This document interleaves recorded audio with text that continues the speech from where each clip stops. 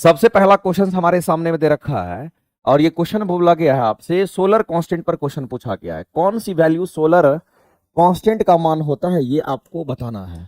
तो सबसे पहला चीज है कि सोलर रेडिएशंस की अगर हम बात करते हैं तो रेडिएशन चैप्टर आप पढ़ते होंगे।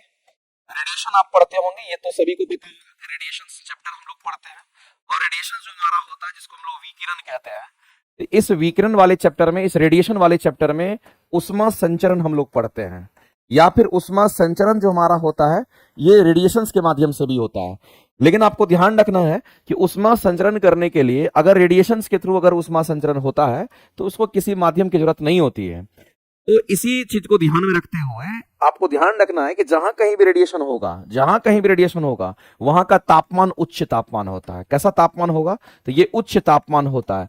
अगर कोई वस्तु उच्च तापमान पर होता है तो उससे अपने आप रेडिएशन का इमिशन होता है, ये बात आपको ध्यान रखना है। अगर कोई वस्तु ज्यादा तापमान पर होता है तो उससे अपने आप क्या होता है, तो कहते हैं कि रेडिएशन का इमिशन होता है, यानी कि उष्मा संचरण कर जाता है उससे। तो रेडिएशन होने के लिए क्या कंडीशन होना चाहिए? तो रेडिएशन होने के लिए उच्च तापमान का होना जरूरी होता है। अब इसी में एक कांस्टेंट टर्म हमारा आता है जिसको हम लोग कहते हैं, इससे मान लेते हैं रेडिएशन हमारा कहां से होता है, हम कहेंगे सन की बात करते हैं। सन का मतलब सूरज है, और सूर्य से जो रोशनी हमारे पृथ्वी पर पहुंचती है, ये हमारा पृथ्वी है, इस पृथ्वी पर पहुंचती है, इस पृथ्वी पर ये पहुंचती है, इसको पृथ्वी मान लेते हैं। तो सूर्य से जो भी हमारी रोशनी या सूर्य से जो भी हमारे एनर्जी पहुंचती है पृथ्वी पर, जो भी हमारी पृथ्वी पर एनर्जी पहुंचती है तो पृथ्वी से हमारा गर्म हो जाता है।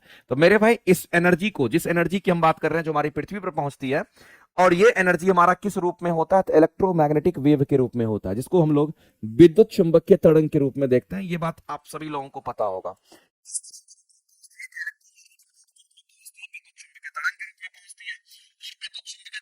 स्पीड होता है, गति होता है, वो कितना होता है? तो स्पीड ऑफ लाइट के बराबर होता है।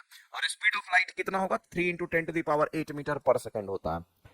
अब मेरे भाई सोलर रेडिएशंस कहने का मतलब सन से जो एनर्जी हमारे पृथ्वी पर रिसीव हुई है उसके लिए एक वैल्यू हमारा आता है जिसको सोलर कांस्टेंट कहते हैं। वहां पर एक वैल्यू हमारा आता है जिसको हम लोग क्या कहते हैं? तो सोलर कांस्टेंट कहते हैं। इस बात को ध्यान रखना, सोलर कांस्टेंट की बात करते हैं। अब ये सोलर कांस्टेंट हमारा होता क्या है, फॉर्मूला जान लीजिए। एनर्जी रिसीव्ड, यानी कहने का मतलब है कि एनर्जी जो रिसीव किया जाता है, energy received per unit area per unit time. ध्यान रखना मेरे भाई, यहां पर एनर्जी रिसीव्ड एनर्जी की हम बात करते हैं। एनर्जी हमारा रिसीव्ड एनर्जी की हम बात करते हैं जो पृथ्वी के द्वारा रिसीव किया गया है। Energy received per unit area और पर यूनिट टाइम की बात करते हैं, ये हमारा होता है। इस बात को ध्यान रखना।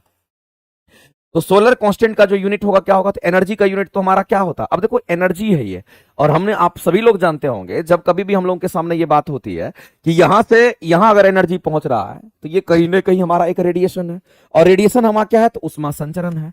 एक बात बताइए मेरे भाई, ये तो रेडिएशन ही होगा ना। अगर हम कहेंगे सूर्य से पृथ्वी पर अगर हमारा एनर्जी पहुंच रहा है तो उसको रेडिएशन कहते हैं, और रेडिएशन हमारा क्या है? तो उष्मा संचरण हमारा है। इसी को, उष्मा संचरण को ही तो रेडिएशन कहते हैं। उष्मा संचरण की एक विधि होती है जिसको रेडिएशन कहते हैं, और उष्मा संचरण को यूनिट को हम लोग जूल पर सेकंड में दिखाते हैं, यानी इसको हम लोग वाट में लिखते हैं। इस बात को आप ध्यान रखना। अब यहां पर मामला यह है कि एनर्जी जो रिसीव करेगा ये हमारा पृथ्वी, तो जाहिर सी बात है वो किस यूनिट में करेगा? तो जूल पर सेकंड में करेगा, यानी जूल पर सेकंड में करेगा, यानी इसको आप वाट कह सकते हो। ऊपर में हमारा वाट हो गया, नीचे में एरिया का यूनिट क्या होगा? मीटर स्क्वायर होगा, और टाइम का यूनिट क्या होगा? तो सेकंड होगा। तो वाट पर मीटर स्क्वायर सेकंड हमारा सोलर कांस्टेंट का यहां पर क्या होता है? तो सोलर कांस्टेंट का यूनिट होता है। ये बात ध्यान रखना है। कितनी होती है? तो इस सोलर कांस्टेंट का मेरे भाई एक वैल्यू होता है, जिस वैल्यू को आप याद रखिएगा। इसकी वैल्यू कितनी होती है? तो याद रखना, 1366, 1366 वाट पर मीटर स्क्वायर सेकंड होता है। इस बात को ध्यान रखना। अगर इसी को किलो वाट में अगर देखेंगे तो किलो वाट में अगर देखेंगे तो 1000 से डिवाइड करेंगे तब 1.366 इतना किलोवाट हमारा हो जाएगा। वाट नहीं, अब किलोवाट हो जाएगा, और इतना किलोवाट मीटर स्क्वायर हमारा सेकंड रह जाएगा। यानी सोलर कांस्टेंट की जो वैल्यू होती है ना वो डिफाइंड होती है। इस बात को आप ध्यान रखना। सोलर रेडिएशन के लिए सोलर कांस्टेंट की वैल्यू डिफाइंड होती है, लेकिन आपको ध्यान रखना है कि सोलर कांस्टेंट का जो फॉर्मूला होता है वो हमारा कुछ ऐसा होता है, और उसकी वैल्यू कितनी होती है? तो इतनी होती है। वाट में बोलेगा तो 1366, और किलो वाट में बोलेगा तो 1.366 हम लोग बोलते हैं। और 1.366 जो हमारा है ये लगभग 1.4 के आसपास का हमारा हो जाएगा। इसका मतलब है कि कहीं ना कहीं इस क्वेश्चन के जो आंसर्स होंगे, ऑप्शन नंबर हमारा क्या हो जाएगा? तो यहां पर बी करेक्ट हो जाएगा।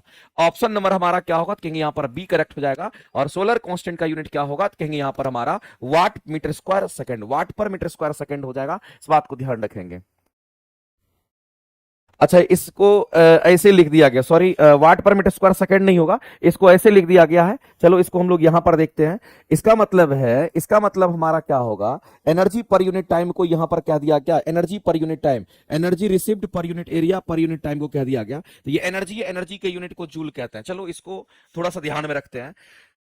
इसको हम लोग जूल पर सेकंड ही कहेंगे। और नीचे में क्या है, तो कहेंगे नीचे में हमारा एरिया है, और एरिया का यूनिट हमारा क्या होता है, तो कहेंगे मीटर स्क्वायर होता है। एरिया का यूनिट मीटर स्क्वायर होता है। तो ये हमारा कितना हो जाएगा, इसका यूनिट मेरे भाई सही कर लेना, इसका यूनिट जो होता है ना, ये यूनिट हमारा कैसा होगा, तो कहेंगे यूनिट हमारा जूल पर सेकंड पर मीटर स्क्वायर, यानी कि वाट पर मीटर स्क्वायर में ही होता है। ये सही यूनिट दे रखा है, इसी यूनिट को आप पढ़ेंगे, वाट पर मीटर स्क्वायर होता है। इसका मतलब इतना वाट पर मीटर स्क्वायर हमारा इसका यूनिट होगा। इसका मतलब इतना क्या है, तो किलो वाट है, तो ये हमारा किलो वाट पर मीटर स्क्वायर हो जाएगा। इस बात को ध्यान रखना।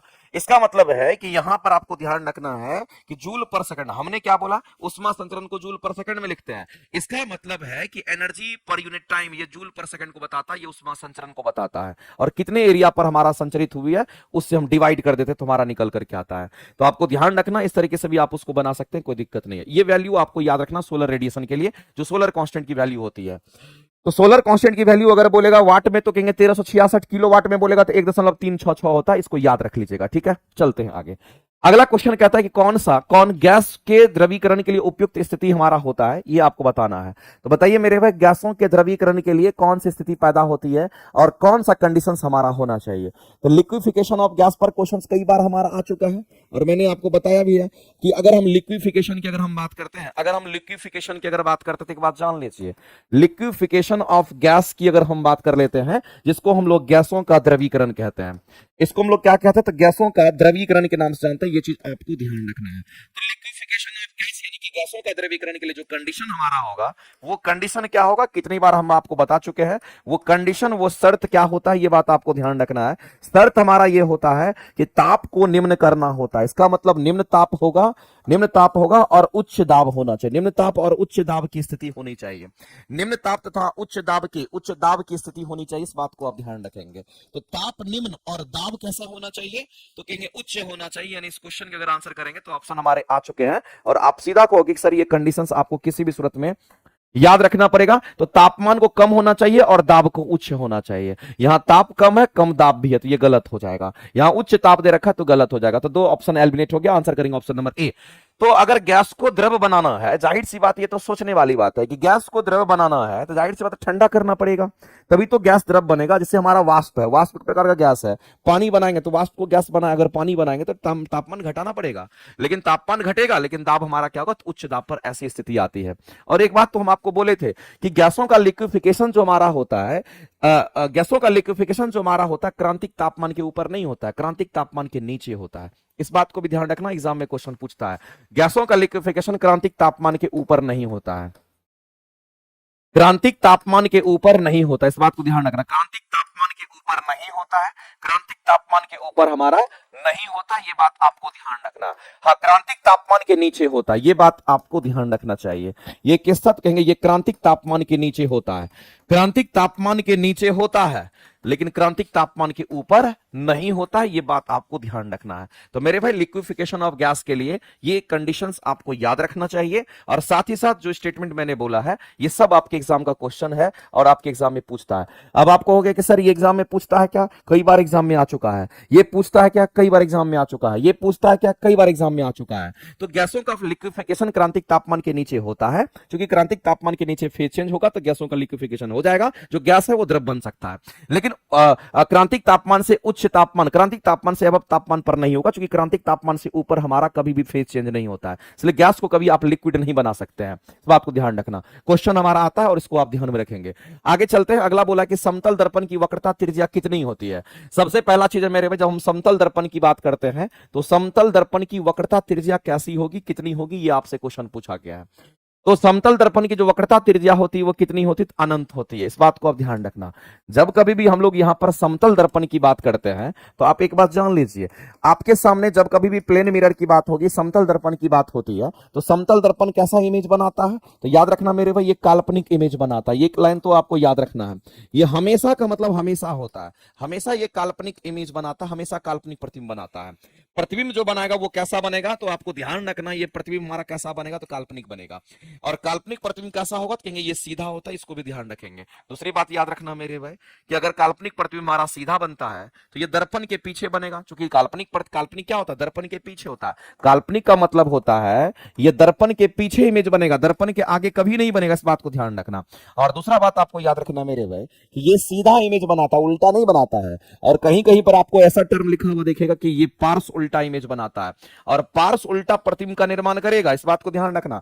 पार्श्व उल्टा और उल्टा में बहुत अंतर है। उल्टा का मतलब मुंडी नीचे, इसको उल्टा कहते हैं। पार्श्व उल्टा का मतलब क्या होता है, दायां हाथ बायां दिखेगा और बायां हाथ दायां दिखता है, उसको पार्श्व उल्टा कहते हैं। दूसरी बात मेरे भाई, समतल दर्पण की जो कहानी है, जितनी दूरी पर हम वस्तु को समतल दर्पण से रखते हैं उतनी ही दूरी पर हमारा क्या बनता है, समतल दर्पण से प्रतिबिंब बनता है, इस बात को आप ध्यान रखेंगे। और सबसे इंपॉर्टेंट बात तो यह है कि समतल दर्पण हमेशा समान आकार का प्रतिबिंब देता है, ये भी एक इंपॉर्टेंट बात है, इसको आप ध्यान में रखेंगे। समतल दर्पण कैसा प्रतिबिंब देगा, तो हमेशा समान आकार का प्रतिबिंब देता है, ये बात आपको ध्यान रखना। ये हमेशा कैसा, तो हमेशा समान आकार का प्रतिबिंब देता है, ये बात आप हमेशा समान आकार का प्रतिबिंब देता है, ये बात आपको ध्यान रखना है। हमेशा समान आकार का प्रतिबिंब देता है, ये बात आपको मेरे भाई किसी भी सूरत में ध्यान रखना चाहिए, छोटे छोटे पॉइंट्स हैं। अब यहां पर बात आती है कि अगर ये समतल दर्पण हमारा ऐसा होता है तो इसकी वक्रता त्रिज्या क्या होगी। जाहिर सी बात है, ये समतल हमारा है, ये प्लेन हमारा है, तो बताइए मेरे भाई इसकी त्रिज्या क्या होगी। तो समतल दर्पण की जो त्रिज्या होती है, वक्रता त्रिज्या की अगर हम बात करते हैं, इसके वक्रता त्रिज्या की अगर हम बात करते हैं, इसकी वक्रता त्रिज्या कितनी होगी, तो इसकी वक्रता त्रिज्या जिसको हम लोग आर से दिखाते हैं, ये अनंत होती है। तो कोई भी मेरे भाई प्लेन सरफेस हमारा होता है उसकी वक्रता त्रिज्या अनंत ही होती है। अब यहां पर प्लेन मिरर है जिसकी वक्रता त्रिज्या कैसी होगी, तो कहेंगे अनंत ही होगा। लेकिन कर्व सरफेस के लिए वक्रता त्रिज्या डिफाइंड होता है, तो आपको ध्यान रखना अगर कर्व होता तो उसका वक्रता त्रिज्या होता है, जैसे अवतल दर्पण उत्तल दर्पण कर्व होता है तो उसका वक्रता त्रिज्या होता है। लेकिन अगर कोई फ्लैट सरफेस है तो उसका वक्रता त्रिज्या कैसा होगा, तो उसको हम लोग अनंत मान करके चलते हैं, तो इस बात को आप ध्यान रखेंगे। तो यहां पर यह क्वेश्चन आपसे पूछा गया था, कई बार एग्जाम में आते रहता है, इसकी वक्रता त्रिज्या कितनी होगी, तो आपको सीधा कहना है इनफाइनाइट होगा। और इस तरीके से हम लोग आगे बढ़ते हैं। अगर कि जब लाल नीला और हरे प्रकाश के पुंज को एक स्थान पर पड़ता है तो बताइए प्रकाश का रंग कैसा हो जाता है। बताइए, ये सब बात हम कितनी बार आपको बता चुके हैं। प्राइमरी कलर, सेकेंडरी कलर, एक बार और जान लीजिए। शीर्ष पर अगर हमारा होता है तो इसको हम लोग प्राइमरी कलर कहते हैं, और अगर दो प्राइमरी कलर अगर मिल जाता है तो सेकेंडरी कलर का निर्माण होता है। ये दोनों मिलेगा तो येलो बनेगा, ये दोनों मिलेगा तो मैजेंटा मिलेगा, ये दोनों मिलेगा तो सियान मिलेगा। अब यहां पर बात आती है मेरे भाई, कई बार क्वेश्चन ये भी पूछता है कि चलो इतना तो बात हमको पता है कि अगर मान लेते कि रेड और ब्लू अगर मिल गया तो मैजेंटा बन गया, अगर हम ब्लू और ग्रीन की अगर बात करते हैं ये दोनों मिल गया तो सियान मिलेगा, अगर ये दोनों मिल गया तो क्या मिलेगा, तो कहेंगे यहां पर अगर रेड और ग्रीन अगर मिल गया तो येलो मिलेगा। तो आपको ध्यान रखना कि दो प्राइमरी कलर से सेकेंडरी कलर, दो प्राइमरी कलर से सेकेंडरी कलर, दो प्राइमरी कलर से सेकेंडरी कलर बनता है। लेकिन यह भी आपको ध्यान रखना मेरे भाई कि अगर तीनों प्राइमरी कलर अगर मिल जाता, आर बी और जी तीनों प्राइमरी कलर मिल जाएगा तो ये क्या मिलता है, तो कहेंगे इससे हमें व्हाइट कलर प्रदान होता है। या फिर तीनों सेकेंडरी कलर अगर मिल जाए जिसको हम लोग YMC कहते हैं, तो YMC तीनों अगर मिल जाएगा फिर भी हमें कैसा रंग मिलेगा, तो व्हाइट मिलता है, इस बात को ध्यान रखना। और अगर ग्रीन का संपूरक रंग कौन होगा, तो मैजेंटा, ब्लू का संपूरक रंग कौन होगा, तो येलो, रेड का संपूरक रंग कौन होगा, तो सियान। इसका जस्ट अपोजिट वाला भी आपको कहना है। तो यहां पर कुल मिलाकर के क्वेश्चन आपका ऐसा ही पूछा गया है, और आपको बोला गया कि लाल नीला और हरा की बात करता है, और लाल नीला हरा क्या है, तो लाल हो गया, नीला हो गया, हरा हो गया, RBG तीनों को मिला दीजिए, RBG तीनों को मिला दीजिए, क्या मिल गया, तो व्हाइट रंग आपको मिलेगा। कैसा रंग मिलेगा, तो तीनों प्राइमरी कलर के मिलने से व्हाइट रंग प्राप्त होता है। यानी इस क्वेश्चन के अगर आंसर करने के लिए जाएंगे तो हम लोग आंसर क्या करेंगे, व्हाइट कहां दिख रहा है, कहीं नहीं दिख रहा है, इसका मतलब मेरे भाई उपयुक्त में से कोई नहीं, हमारा उपयुक्त में से कोई नहीं हो जाएगा इस क्वेश्चन का आंसर। सफेद दे रखा है क्या, नहीं दे रखा है, इसमें लगता है कि हमारे पास जो क्वेश्चन है उसमें तो बी आंसर दे रखा है ऑप्शन में, लेकिन यहां पर सफेद गायब कर दिया है, तो उपयुक्त में से कोई नहीं मारेंगे, उपयुक्त में से क्या करेंगे, कोई नहीं हमारा हो जाएगा। जैसा क्वेश्चन हमारे पास आया था उससे हट करके यहां पर बना हुआ स्लाइड है, ठीक है। तो अब इसमें अगर चूंकि व्हाइट नहीं है तो आंसर क्या करेंगे, उपयुक्त में से कोई नहीं करेंगे, और ये थोड़ा सा प्रॉपर्टी आप याद रखिएगा। आगे चलते हैं। अगर मेरे भाई ये भी क्वेश्चन आपका अच्छा है, आप कहिएगा सर ये वाला क्वेश्चन बता दीजिए, कितना आसान क्वेश्चन है, थोड़ा अपने हिसाब से भी थोड़ा कोशिश कीजिएगा तो क्वेश्चन बहुत आसान हो जाएगा। बताइए। हाँ, व्हाइट ना तो प्राइमरी है ना तो सेकेंडरी है, इस बात को ध्यान रखना। हम लोग यहाँ पर बात करते हैं प्रेरकत्व के बारे में, और हमने आपको कई बार बोला है, जब आप क्लासेस करते होंगे तो प्रेरकत्व के बारे में हमने कई बार आपको बोला है। ये जो हमारा प्रेरकत्व हमारा होता है, हम लोग इंडक्टर को प्रेरकत्व कहते हैं, इस बात को ध्यान रखना। ये जो इंडक्टर होता है इसी को बोलते हैं। और इंडक्टर कैसा होता है? ये क्वाइल जैसी संरचना होती है, क्वाइल जैसी संरचना होती है। ये लाइन आपको ध्यान रखना। इसकी संरचना कैसी होती है? क्वाइल जैसी संरचना की होती है। ये क्वाइल जैसी संरचना जो होती है उसको इंडक्टर कहते हैं। तो इंडक्टर तो आपने कई बार देखा होगा मेरे क्लासेस में, अगर आप पढ़ रहे होंगे तो ऐसा इंडक्टर दिखता होगा। और इस इंडक्टर को हम लोग एल से दिखाते हैं, और इसका यूनिट हमारा क्या होता है तो हम लोग कई बार पढ़ चुके हैं। इसको हम लोग हेनरी से दिखाते हैं। और जो हमारा इंडक्टर है, इसको अगर हम इंडक्टर अगर कह रहे हैं, इसका मतलब समझना मेरे भाई कि इस इंडक्टर के अंदर एनर्जी का जो स्टोरेज होता है वो भी मैंने आपको क्लासेस में बताया कि इसमें एनर्जी अगर स्टोर करेगा तो किस रूप में करता है, तो याद रखना मैग्नेटिक फील्ड के रूप में करता है। इसमें एनर्जी स्टोर्ड होगा तो वह किस रूप में होगा, तो याद रखना कि ये मैग्नेटिक फील्ड के रूप में, ये मैग्नेटिक फील्ड के रूप में हमारा एनर्जी स्टोर्ड होता है। ये इंडक्टर होता है। अब यहां पर एल टर्म हमारा इंडक्टर के लिए यूज होता है। तो मेरे भाई हम तो हेनरी यूनिट दे नहीं रखा है, तो हम लोग एक फार्मूला और जानते हैं। यहां पर एक फार्मूला हम लोग और जानते हैं कि हमारा जो ईएमएफ हम लोग कैलकुलेट करते हैं, जिसको ईएमएफ कहते हैं, ये जो ईएमएफ हमारा होता है वो कितना होता है, तो याद रखना minus L D I upon में क्या होता है, तो डी टी होता है। ये भी एक फॉर्मूला हमारा है। Minus L D I upon में डी टी होता है। ईएमएफ का फॉर्मूला जो होता है, जो ईएमएफ हमारा होता है उसका फॉर्मूला होता है minus L D I upon में डी टी होता है। और जाहिर सी बात है, अगर किसी का यूनिट निकालना होता है वो किसी भी फॉर्मूला में देखे तो वहां से हम निकाल सकते हैं। तो एक फॉर्मूला ये भी हमारा इंडक्टर के लिए होता है।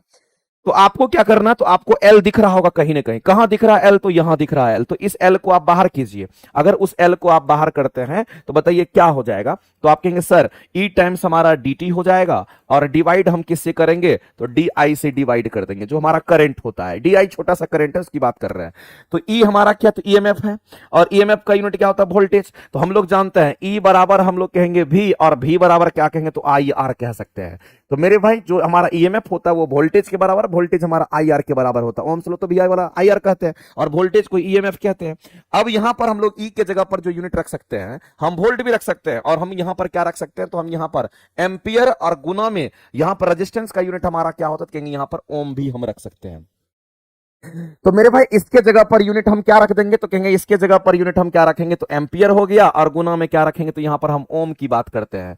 एम्पियर ओम हमारा हो गया। तो इसके लिए हमारा एम्पियर ओम हो गया। और यहां dt तो लिखा हुआ है, और dt का यूनिट क्या होता है, क्योंकि टाइम है तो टाइम का यूनिट आप सेकंड कह दीजिए, और नीचे में आप कहेंगे di, और करंट का यूनिट हमारा क्या होगा, तो कहेंगे हमारा यहां पर एम्पियर होता है। अब ये नीचे का एम्पियर ऊपर का एम्पियर कट जाएगा, तो ये कहीं ना कहीं मेरे भाई क्या निकल करके आ रहा है, तो ओम गुना में आपका सेकंड निकल करके आ रहा है। तो ये इस इंडक्टर का एक यूनिट ये भी होगा जो कि ओम गुना सेकंड होगा। तो या ओम गुना सेकंड को ही हम लोग क्या लिखते हैं, तो कैसे लिखते हैं, तो इसको ऐसे लिखते हैं, ये ओम सेकंड की बात कर रहा है। और इस क्वेश्चन के अगर आप आंसर करने के लिए जाओगे तो ऑप्शन नंबर आपका ए राइट हो जाएगा।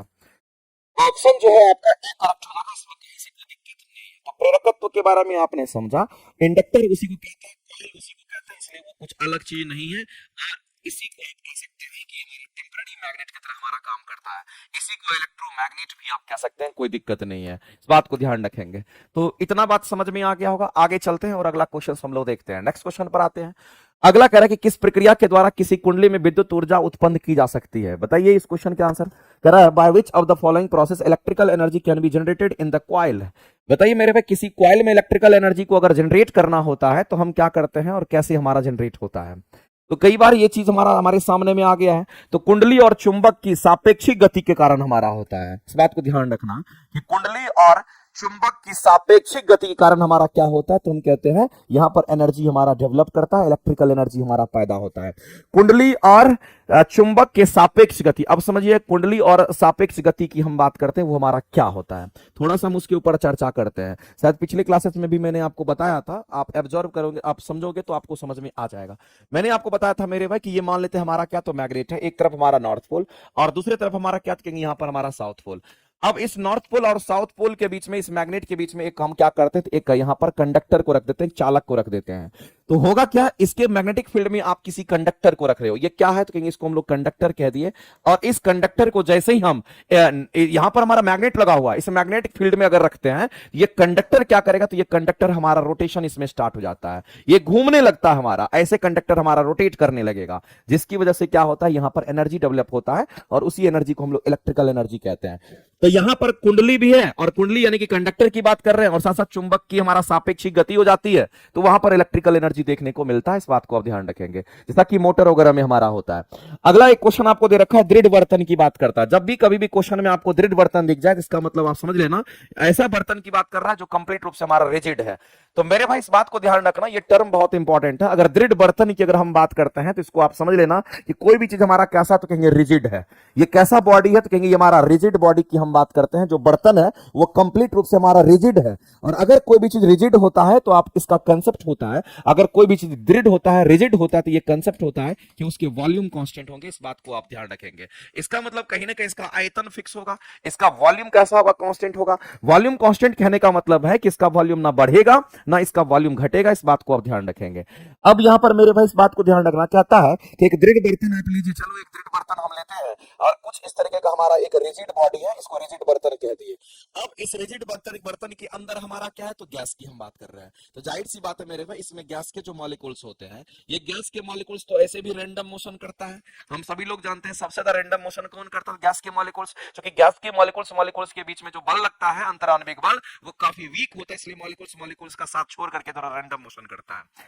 लेकिन आपसे कह दिया गया कि ये जो बर्तन है ये कंप्लीट रूप से हमारा रिजिड है, क्योंकि इसका वॉल्यूम फिक्स है, ना वॉल्यूम बढ़ सकता है ना वॉल्यूम घट सकता है। आगे कहता है कि उस में क्या रखा हुआ, तो इसके अंदर गैस रखा हुआ है। इसमें क्या रखा हुआ, तो गैस रखा हुआ है। ऐसा क्वेश्चन में कह रहा है कि अगर उसमें रखी गैस का आपको तापमान को बढ़ा देना है, उसमें जो गैस रखी है उस रखी गैस का क्या करना है, तो तापमान को बढ़ाना है।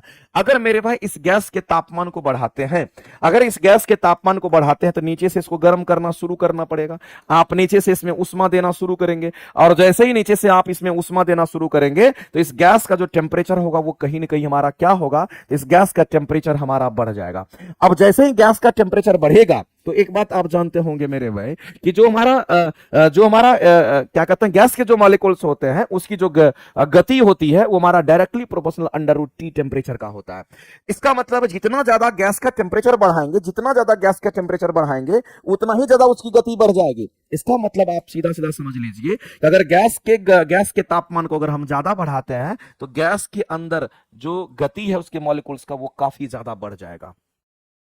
और चूंकि चारों तरफ से गैस भरा हुआ, तो गैस तो हर जगह फैला हुआ होता है, तो ये जो गैस के मॉलिक्यूल्स हैं ये क्या करेंगे, तो ये कंटेनर की जो दीवार है उस दीवार पर चारों तरफ से क्या करेगा, तो फोर्स अप्लाई करना शुरू कर देगा।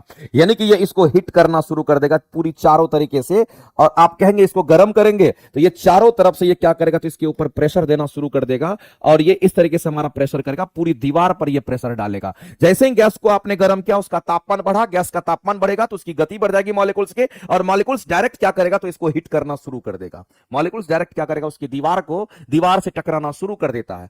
तो ये कह रहा है क्वेश्चन में, एक दृढ़ बर्तन में रखी गैस के तापमान को जब हम बढ़ाते हैं तो तब गैस द्वारा बर्तन की दीवार पर लगा दाब क्या होगा। तो जाहिर सी बात है मेरे भाई, जैसे ही आप तापमान बढ़ाओगे तो उसका दाब बढ़ जाएगा। तापमान जैसे ही बढ़ेगा तो गैस के मॉलिक्यूल्स जो हमारे होंगे वो हमारे क्या होंगे, तो प्रेशर इस पर प्रेशराइज करेंगे और इसका दाब बढ़ जाएगा। क्योंकि सब पर हमारा दाब क्रिएट करेगा, चारों तरफ से इसका दाब हमारा बढ़ जाएगा। अब कह रहा है क्यों दाब बढ़ जाएगा, उसका रीजन क्या है ये आपसे पूछा गया है। तो दाब इसलिए बढ़ जाएगा मेरे भाई, दाब इसलिए बढ़ जाएगा जब जब अणु दीवार से टकराते हैं तो वे अधिक गतिज ऊर्जा का क्षय करेंगे। एक बात याद रखना, काइनेटिक थ्योरी ऑफ गैसेस जब हम लोग पढ़ते हैं तो उसमें ये चैप्टर आता है, और याद रखना गतिज ऊर्जा का कोई इसमें क्षय हमारा नहीं होता है, ध्यान रखना इस बात का। अब कह रहा प्रायः अणु एक दूसरे से टकराते हैं, यहां तो मेरे भाई दीवार को हिट करेगा चारों तरफ से, यहां कह रहा कि प्रायः कह दिया, प्रायः का मतलब लगभग कह रहा है अणु अणु एक दूसरे से टकराते हैं, जो कि गलत होगा। तो मेरे भाई इस क्वेश्चन को अगर आंसर करने के लिए जाएंगे तो सबसे बेस्ट आंसर हमारा सी ऑप्शन हो जाएगा। और सी ऑप्शन में अगर आप देखिएगा तो कह रहा अणुओं की औसत गति ज्यादा होती है, जिससे वे प्रायः बर्तन की दीवार से टकराते हैं और उसके अंदर का जो प्रेशर होता है वो काफी ज्यादा बढ़ जाता है। यानी इस क्वेश्चन का अगर आंसर करने के लिए हम लोग जाएंगे, इस क्वेश्चन का आंसर हम लोग क्या करेंगे, तो सी आंसर हम लोग यहां पर करेक्ट करेंगे। आगे चलते हैं, एक ही धातु की बनी वस्तु की उष्माधारिता का अनुपात इतना दे रखा है। अब यहां पर बोल दिया कि उष्माधारिता का अनुपात आपको 2:5 दे रखा है क्वेश्चन में। उष्माधारिता की बात कर रहा है, हीट कैपेसिटी की बात कर रहा है, लेकिन मामला यह है क्वेश्चन में कि वो एक ही धातु की बनी वस्तु है, यानी कि धातु अलग अलग नहीं है, धातु एक जैसा ही है। उष्माधारिता का अनुपात 2:5 है। तो आपसे क्वेश्चन में पूछा गया है कि बर्तन के द्रव्यमान का अनुपात क्या होगा, ये आप बता दीजिए। बर्तन के द्रव्यमान का अनुपात क्या होगा, तो ये आप बता दीजिए। क्वेश्चन आपका कुछ ऐसा ही पूछा गया है। एक बार बताइए इस क्वेश्चन के मेरे भाई आंसर, इस क्वेश्चन के आंसर करके बताइए एक बार फटाफट करके।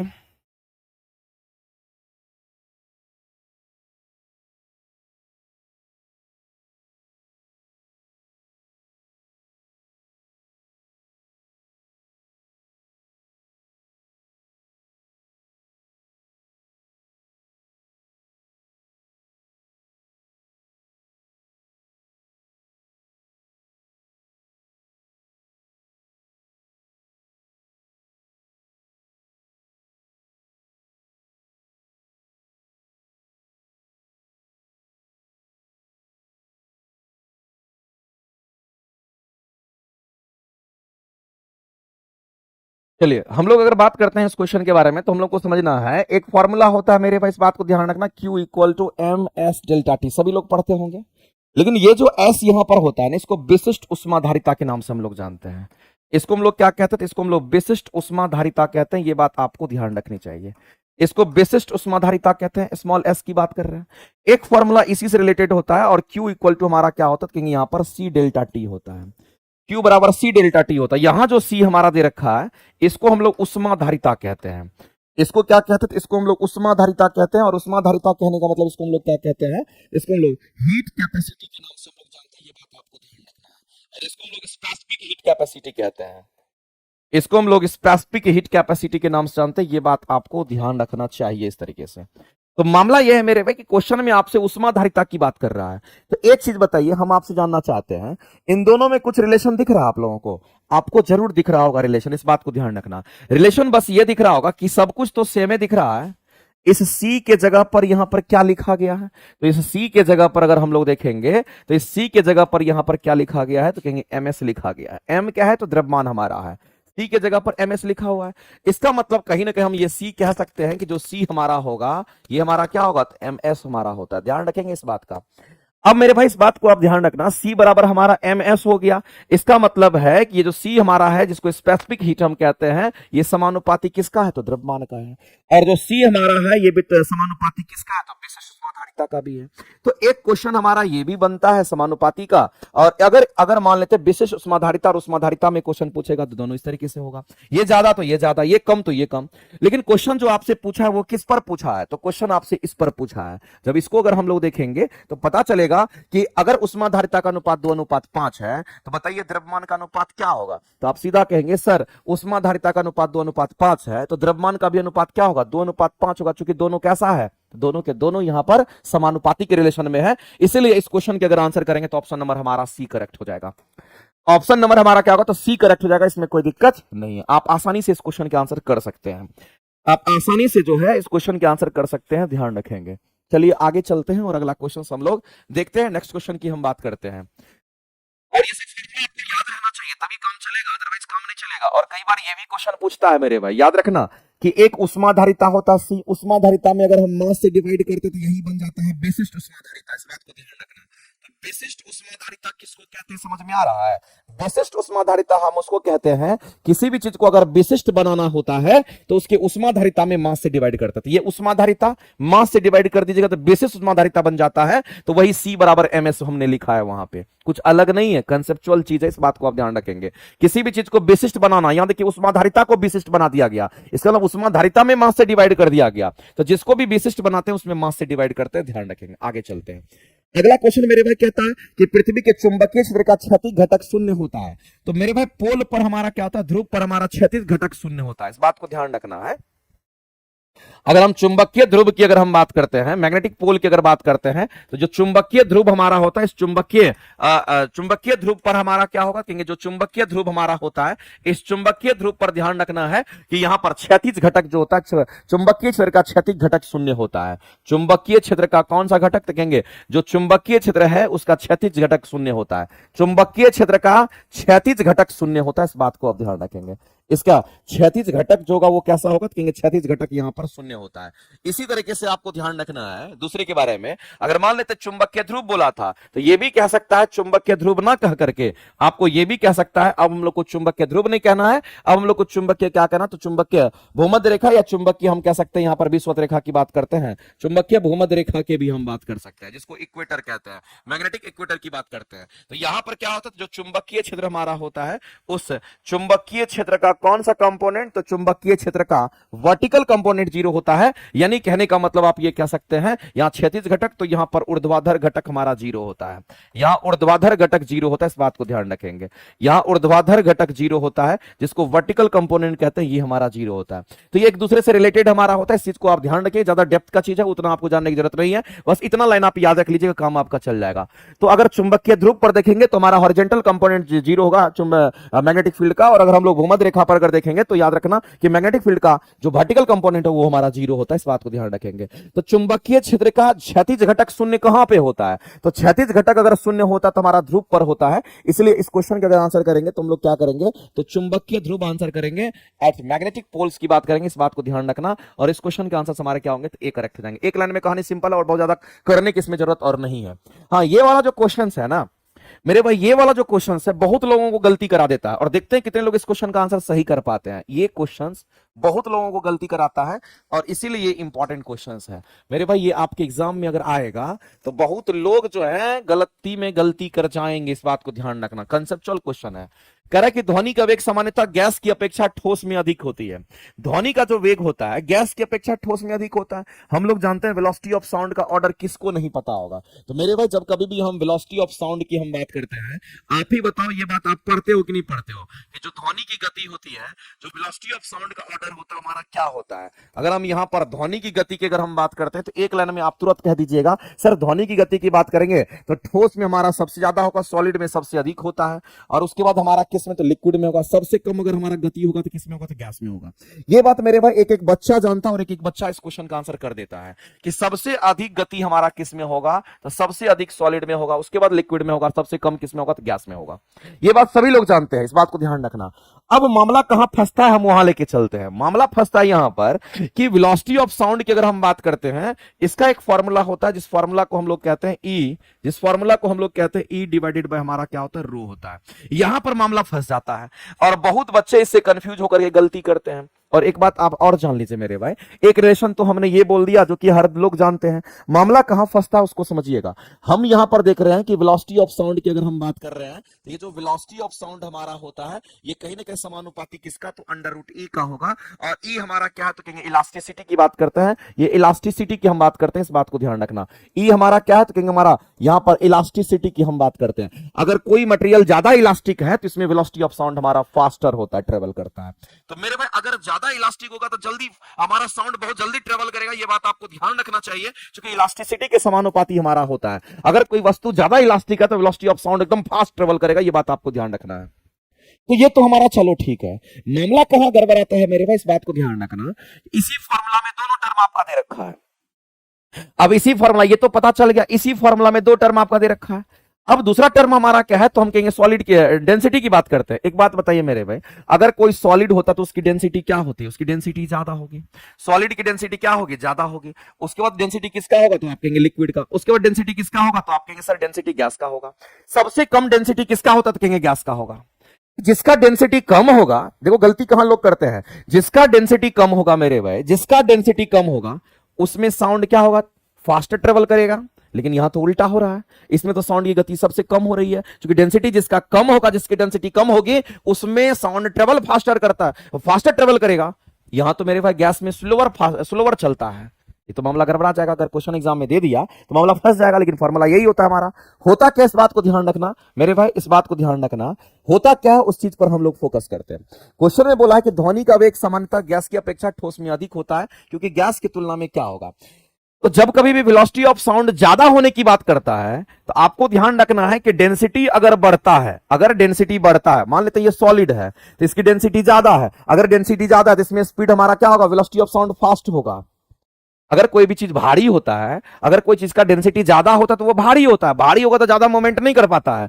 तो मेरे भाई इस बात को ध्यान रखना, अगर कोई सॉलिड चीज है तो वो भारी होगा, भारी होगा तो उसकी डेंसिटी ज्यादा होगी, और जब डेंसिटी ज्यादा होगा तो हम कह रहे हैं कि उसका उसमें हमारा फास्टर ट्रेवल करेगा। इसका मतलब है कि किसी का डेंसिटी ज्यादा है और डेंसिटी भी ज्यादा है और उसकी इलास्टिसिटी जो है उससे भी ज्यादा है, डेंसिटी ज्यादा और इलास्टिसिटी जो है उसका उससे भी ज्यादा अगर हमारा हो जाएगा तो फाइनली हमारा ये चीज बढ़ जाता है, फाइनली ये हमारा चीज बढ़ जाता है। अब इस क्वेश्चन को पढ़िए गौर से, इस क्वेश्चन को पढ़िए गौर से, आपका सारा दुख दर्द खत्म हो जाएगा। थोड़ा देर के लिए आपको लग रहा होगा कि जिसका डेंसिटी ज्यादा उसमें वेलोसिटी ऑफ साउंड कम होगा, लेकिन ये उस पर क्वेश्चन नहीं पूछा है। ये क्वेश्चन किस पर पूछा, उस पर आते हैं। क्वेश्चन बोला कि ध्वनि का वेग सामान्यतः गैस की अपेक्षा ठोस में अधिक होती है। बिल्कुल ठोस में अधिक होता है, ये सब लोग जानते हैं, इस ऑर्डर को फुलफिल करता है। होता है तो होता है। दूसरी बात आपको ध्यान रखना, क्योंकि गैस की तुलना में क्या होगा। तो मेरे भाई आप ऑप्शन को गौर से देखिएगा, जब ऑप्शन आप यहां पर बी ऑप्शन को देखिएगा गौर से, निहार के देखिए, बढ़िया से देखिए, तब आपको पता चलेगा कि मामला क्या होने वाला है। अगर आप इसको गौर से देखते हैं तो आपको यहां पर पता चलेगा कि ठोस का जो घनत्व है वो अधिक है, ठोस का जो घनत्व है वो अधिक है, और प्रत्यास्था जो है और भी अधिक है। इस लाइन को समझिए, प्रत्यास्था और भी अधिक है। इसका मतलब ठोस का घनत्व अगर अधिक है, अगर ठोस का घनत्व अगर अधिक है तो ठोस की प्रत्यास्था और भी अधिक है, यानी ये और भी ज्यादा है। ये ज्यादा है लेकिन ये कई गुना उससे ज्यादा है। इसका मतलब है इसकी जो वेलोसिटी होगी वो फाइनली बढ़ जाएगा। इस बात को ध्यान रखना। तो मेरे भाई ठोस का घनत्व अधिक है, पर ठोस का घनत्व अधिक है लेकिन उसकी प्रत्यास्था और भी अधिक हो जाती है। इसी कारण से हम कहते हैं कि ठोस में वेलोसिटी ऑफ साउंड हमारा फास्ट ट्रेवल करता है। जबकि आपको ऐसा लगेगा अगर कोई ठोस है तो उसकी डेंसिटी क्या होगी, ज्यादा होगी। अगर किसी का डेंसिटी ज्यादा होगा तो उसका वेलोसिटी ऑफ साउंड कम होगा। यहां तो मामला गड़बड़ा जाएगा। लेकिन इस बात को याद रखना, जब भी ऐसे क्वेश्चंस आएंगे तो ठोस की जो डेंसिटी ज्यादा होती है तो उस ठोस की इलास्टिसिटी उससे भी कई गुना ज्यादा होता है, यानी इससे कई गुना ज्यादा होता है, इसलिए velocity of sound fast travel करता है। बात समझ में आया मेरे भाई? ये इतने अच्छे क्वेश्चंस हैं कि लोग इसमें गलती करते हैं, लोग इसमें गलती करते हैं और कंट्राडिक्शन लोग पैदा कर देते हैं। इसलिए मैं आपसे कहना चाहता हूं ये बहुत ज्यादा इंपॉर्टेंट क्वेश्चन है। आप जितना कहिए उतना कम, आपके लिए बहुत ही ज्यादा रामबाण क्वेश्चंस है। शायद मुझे लगता है कि इतना बात आपको समझ में आ गया होगा, इतना बात समझ में। और जैसे ही हम ठोस की बात करते हैं, उस ठोस की इलास्टिसिटी ज्यादा होती है एज कंपेयर टू लिक्विड और एज कंपेयर टू गैस। ठोस की इलास्टिसिटी सबसे अधिक होती है।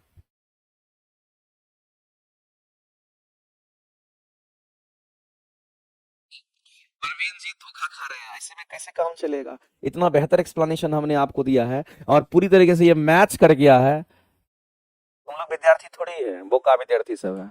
बोका विद्यार्थी को हाँ मार दो टिक, मार दो टिक, ऐसे हुआ, ऐसे हुआ, हो गया, हो गया।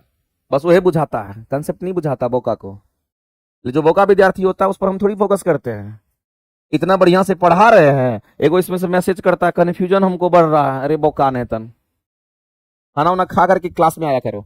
चलो अगला क्वेश्चन कहता है, यह दर्शाने के लिए कि एक सरल लोलक सरल आवर्त गति कर रहा है और यह मानना आवश्यक है। बताइए मेरे भाई, आपको कह रहा है कि सरल आवर्त गति की बात कर रहा है। किसकी बात कर रहा है? तो आपसे यहां पर सरल आवर्त गति की बात कर रहा है। और जब कभी भी सरल आवर्त गति की हम बात करते हैं तो याद रखना इसी को सिंपल हार्मोनिक मोशन कहते हैं। इसी को हम लोग एसएचएम कहते हैं, इसी को हम सिंपल हार्मोनिक मोशन कहते हैं। अब सिंपल हार्मोनिक मोशन जब कभी भी होता है, जब कभी भी सिंपल हार्मोनिक मोशन हमारा होता है तो याद रखना मेरे भाई वो सीधी रेखा में होता है। सिंपल हार्मोनिक मोशन कैसा होता है? सीधी रेखा में होता है। और दूसरी बात आपको ध्यान रखना है, दूसरी बात आपको ध्यान रखना है, एम्पलीट्यूड जो हमारा होगा, ऑसिलेशन का एम्पलीट्यूड जो हमारा तो वो काफी कम होता है। अभी हम आपको दिखाते हैं। यहां पर आपको ध्यान रखना है एम्पलीट्यूड ऑफ ऑसिलेशन हमारा क्या होगा, तो हम लोग ध्यान रखेंगे इसके लिए। एम्पलीट्यूड ऑफ ऑसिलेशन की अगर हम बात करते हैं, एम्पलीट्यूड ऑफ ऑसिलेशन की अगर हम बात करते हैं तो एम्पलीट्यूड ऑफ ऑसिलेशन हमारा क्या होता है? ये काफी कम होता है। ये कैसा होगा? तो ये हमारा काफी कम होता है। इस बात को ध्यान रखना, ये काफी कम होता है, तभी ये एसएचएम कहलाता है। तो इसमें भी एक कंसेप्ट आता है, उसके बारे में चर्चा करेंगे। अब देखो यहां पे मान लेते हैं कि ये मान लेते हैं हमारा बॉब है, पेंडुलम है, और ये पेंडुलम मान लेते हैं कि ऐसे झूला झूलता है। अब मेरे पास बात को ध्यान रखना, एसएचएम करने का मतलब होता है कि ये बॉब हमारा यहां से यहां जाएगा, ये बॉब यहां से यहां भी जा सकता है, यहां से यहां भी जा सकता है। इसको एसएचएम नहीं कहेंगे। अगर ये यहां से यहां चला गया, इसका मतलब इसका थीटा ज्यादा हो जाएगा, और जब थीटा ज्यादा हो जाएगा तो हम कहेंगे एम्पलीट्यूड ऑसिलेशन का एम्पलीट्यूड बढ़ गया। इसका मतलब है, इसका मतलब मेरे भाई जब कभी भी एसएचएम कोई भी वस्तु करता है, कोई भी चीज वस्तु एसएचएम अगर करता है तो इसका एम्पलीट्यूड ऑफ ऑसिलेशन जो होता है वो काफी कम होता है। वो कैसा होगा? तो वो काफी कम होता है। यानी कि कहने का मतलब ये समझ लीजिए मेरे भाई कि यहां से लेकर के उसका थीटा कम होता है, उसका थीटा कम होता है। लेकिन अगर ऑसिलेशन की बात करते हैं, ऑसिलेशन के लिए थीटा ज्यादा होता है, जबकि एसएचएम के लिए थीटा बहुत कम होता है। अगर थीटा कम होगा तो ये सीधी रेखा में आपको क्या करेगा? सीधी रेखा में आपको ऑसिलेट करता हुआ दिखेगा। इसलिए हम कहते हैं सरल आवर्त गति जो होता है वो सीधी रेखा में होता है। ये कैसी रेखा में होता है? ये आपको ध्यान रखना, ये हमारा सीधी रेखा में होता है। इस बात को ध्यान रखेंगे। और ये सीधी रेखा में होती है, और सीधी रेखा में तभी पॉसिबल है जब थीटा का मान बहुत कम होगा। जब थीटा का मान बहुत कम होगा तभी सीधी रेखा में पॉसिबल है। ये कंडीशन है एसएचएम का। इस बात को आप ध्यान रखेंगे मेरे भाई। एक लाइन हम और क्लियर कर देना चाहते हैं जो कि एग्जाम में कई बार पूछता है। इसका मतलब थीटा का मान क्या होता है? कम होना चाहिए। अगर थीटा का मान कम हो जाएगा तो एम्पलीट्यूड ऑफ ऑसिलेशन हमारा काफी कम होगा, यानी कम ही दूरी पर ऐसे से ऑसिलेट करेगा और सीधी रेखा में ऑसिलेट करेगा। इस बात को आप ध्यान रखना। तो मामला यह है मेरे भाई, इस क्वेश्चन के लिए एक बात और हम बताना चाहते हैं कि अगर आपको ध्यान रखना है तो ये लाइन आप अलग से ध्यान रख लेना, नोट करके लिख लेना, बड़ा काम का चीज है। इस क्वेश्चन का आंसर मेरे भाई क्या होगा? तो ऑप्शन नंबर सी हो जाएगा, राइट। ध्यान रखना, एक नोट करके हम अलग से यहां पर एक पॉइंट आपको बताते हैं जो कि काम का है। अगर आपसे ये कोई कहता है कि सभी दोलन गति की हम बात करते हैं, सभी ऑसिलेटरी मोशन की बात करते हैं, सभी दोलन गति की बात करते हैं, क्या सभी दोलन गति हमारा एसएचएम होगा? क्या सभी दोलन गति हमारा एसएचएम होगा? दोलन गति में तो थीटा ज्यादा भी हो सकता है, दोलन गति में थीटा ज्यादा भी हो सकता है। क्या सभी दोलन गति एसएचएम होगा? बिल्कुल भी नहीं होगा। दूसरा लाइन आप समझिएगा मेरे भाई, दूसरा लाइन समझिएगा, दूसरा लाइन समझना। सभी एसएचएम की अगर हम बात करते हैं, सभी एसएचएम की हम बात करते हैं, तो सभी एसएचएम हमारा कैसा करता है? तो ये दोलन गति करता है।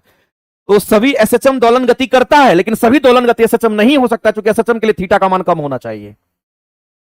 ये लाइन जो लिखे हैं ना, नोट करके चिपका लेना दीवार पे, और एग्जाम में कई बार कंफ्यूज करा देता है। अगर दोलन गति, सभी दोलन गति अगर एसएचएम होगा, तो थीटा बड़ा भी थीटा एसएचएम होना चाहिए, जो कि पॉसिबल नहीं है। एसएचएम होने के लिए थीटा का मान हमारा छोटा होना चाहिए, और सीधी रेखा में एसएचएम करता है,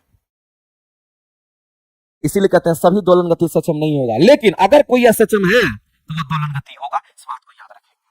ठीक है, तो मेरे भाई इस क्वेश्चन के आंसर हमारे क्या होंगे? दोलन गति का आयाम कम होना चाहिए, यानी एम्पलीट्यूड ऑफ ऑसिलेशन काफी कम होना चाहिए, यानी थीटा कम होना चाहिए। तो एम्पलीट्यूड ऑफ ऑसिलेशन हमारा काफी कम होगा, और ये थोड़ी दूर पर हमारा ऐसे करेगा, आगे पीछे करेगा, इस बात को ध्यान रखना। तो बताइए, सरल आवर्त गति समझ में आ गया, सिंपल हार्मोनिक समझ में आ गया क्या? और सिंपल हार्मोनिक मोशन का एग्जाम जो इक्वेशंस होता है हमारा कैसा होता है? तो याद रखना, एसएचएम का जो इक्वेशंस होता है आप कई बार पढ़ते होंगे, y इक्वल टू आपका क्या? तो a sin ओमेगा टी होता है। a sin ओमेगा टी हमारा किसका इक्वेशंस है? तो ये एसएचएम का इक्वेशंस होता है, इस बात को ध्यान रखेंगे। ये हमारा सिंपल हार्मोनिक मोशन का इक्वेशंस है। ठीक है, इतना बात में अगर किसी को दिक्कत है तो बता दीजिए। आगे चलते हैं, अगला क्वेश्चन आपका रेडियम की बात कर रहा है, और हम लोग जानते हैं जब हम रेडियम की बात करते हैं तो रेडियम से अल्फा बीटा गामा सबका एमिशन हमारा होता है। एक बात बताइए मेरे भाई, यहाँ पर रेडियम का अर्ध आयु काल दे रखा है, तो अर्ध आयु काल कितने वर्ष का है? तो इतने साल का, 1580 साल का अर्ध आयु काल है। अर्ध आयु काल कहने का मतलब क्या दे रखा है? इसका मतलब मेरे भाई आपको क्वेश्चन में हाफ लाइफ दे रखा है, और ये कितने दिन देर का, कितने दिन का है? तो 1580 वर्ष का आपको दे रखा है, जैसा बोला ना वैसा। और यहाँ आंसर भी वर्ष में दे रखा है, तो इसको चेंज करने की जरूरत नहीं है। आगे कहता है, नेक्स्ट लाइन को समझिए, कहता है कि कितने वर्ष उपरांत, यानी कितने वर्ष के बाद वह 1/16 भाग अवशेष रहेगा। तो मेरे भाई मैंने फॉर्मूला का यूज यहां पे किया और हमेशा के लिए आपको बताया है। एक बात याद रखना, जब भी रेडियो एक्टिव के क्वेश्चंस आते हैं तो 3 गो फॉर्मूला याद रखना। एक तो हाफ लाइफ का फॉर्मूला होता है, जिसको 0.693 अपॉन में हम लोग लैम्डा कहते हैं। लैम्डा हमारा हाफ लाइफ कांस्टेंट होता है। दूसरा हमारा फॉर्मूला याद रखना कि n बराबर क्या होता है? तो n बराबर n naught divided by 2 to the power n होता है। ये फॉर्मूला याद रखना पड़ेगा, चाहे तुम जैसे रखो, उलट के रखो कि पलट के रखो, याद रखना ही पड़ेगा। n बराबर n naught divided by 2 to the power n। n हमारा किसको बताता? कहेंगे शेष को बताता है। n नॉट हमारा क्या? कहेंगे ये टोटल को बताता है। हमेशा याद रखना इस तरीके से। और तीसरा फॉर्मूला हमारा होता है, याद रखना मेरे भाई, कि कुल समय अगर हम लोग विघटन होने में देखते हैं तो कुल समय कितना होगा? याद रखना, हाफ लाइफ गुना में n से मल्टीप्लाई कर देते हैं। तो इस तरीके से ये 3 फॉर्मूला आपको याद रखना है। ऐसी 3 फॉर्मूला का यूज हमारा होता है। तो जब भी ऐसे क्वेश्चन आपको पूछ जाएंगे तो इसमें से दूसरा और तीसरा फॉर्मूला का ही इस्तेमाल हमारा ज्यादातर होता है। ठीक है, अब यहां पर आपसे क्या बोला है कि कितने वर्ष के उपरांत, यानी कितने साल के बाद, कितने वर्ष के उपरांत 1/16 भाग अवशेष रहेगा। इसका मतलब 1/16 भाग क्या है? 1/16 भाग हमारा कहीं ना कहीं शेष को बता रहा है। इसका मतलब आपको मेरे भाई हाफ लाइफ दे रखा है, और हाफ लाइफ कितना दे रखा है? तो 1500 कितना? तो 80 वर्ष दे रखा है क्वेश्चन में। दूसरा बात, आपको एक और चीज दे रखा है कि कितना शेष रह जा रहा है। शेष किसको बताते हैं? n को शेष कहते हैं। तो शेष कितना रह गया? तो 1/16 भाग शेष रह गया। अब मेरे भाई ये बात बताइए, आपसे टाइम ही तो पूछा गया है, तो टाइम अगर पूछा गया तो ये दे रखा है, n का मान निकल जाएगा। अब कुल समय निकालना है तो इस फॉर्मूला को लगा देंगे। तो करेंगे क्या? तो सबसे पहले हम n बराबर क्या रखेंगे? तो n naught divided by 2 to the power n करेंगे।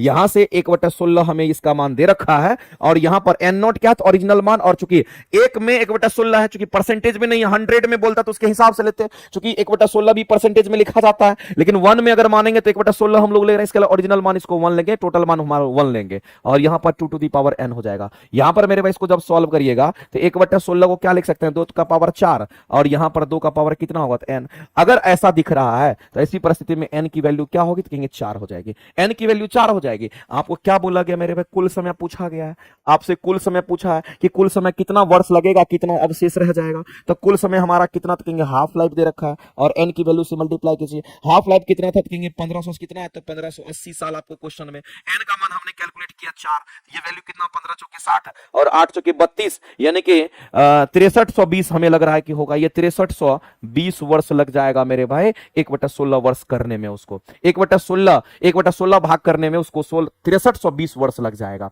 6320 वर्ष लग जाएगा। और इस क्वेश्चन के अगर आंसर करेंगे तो ऑप्शन नंबर क्या होगा? तो सी करेक्ट हो जाएगा। इतना ही तो करना, इसमें क्या तोप चीज है कि समझ में नहीं आएगा? इसमें क्या तोप है कि समझ में आपको नहीं आएगा? बताइए तो। एगो क्वेश्चन पर प्रैक्टिस कीजिए ना, दुनिया का हर एक क्वेश्चन बनेगा, लेकिन तुम लोग है कि प्रैक्टिस करवे नहीं करेगा, वही दिक्कत है। आगे चलो, अगला क्वेश्चन क्या आता है?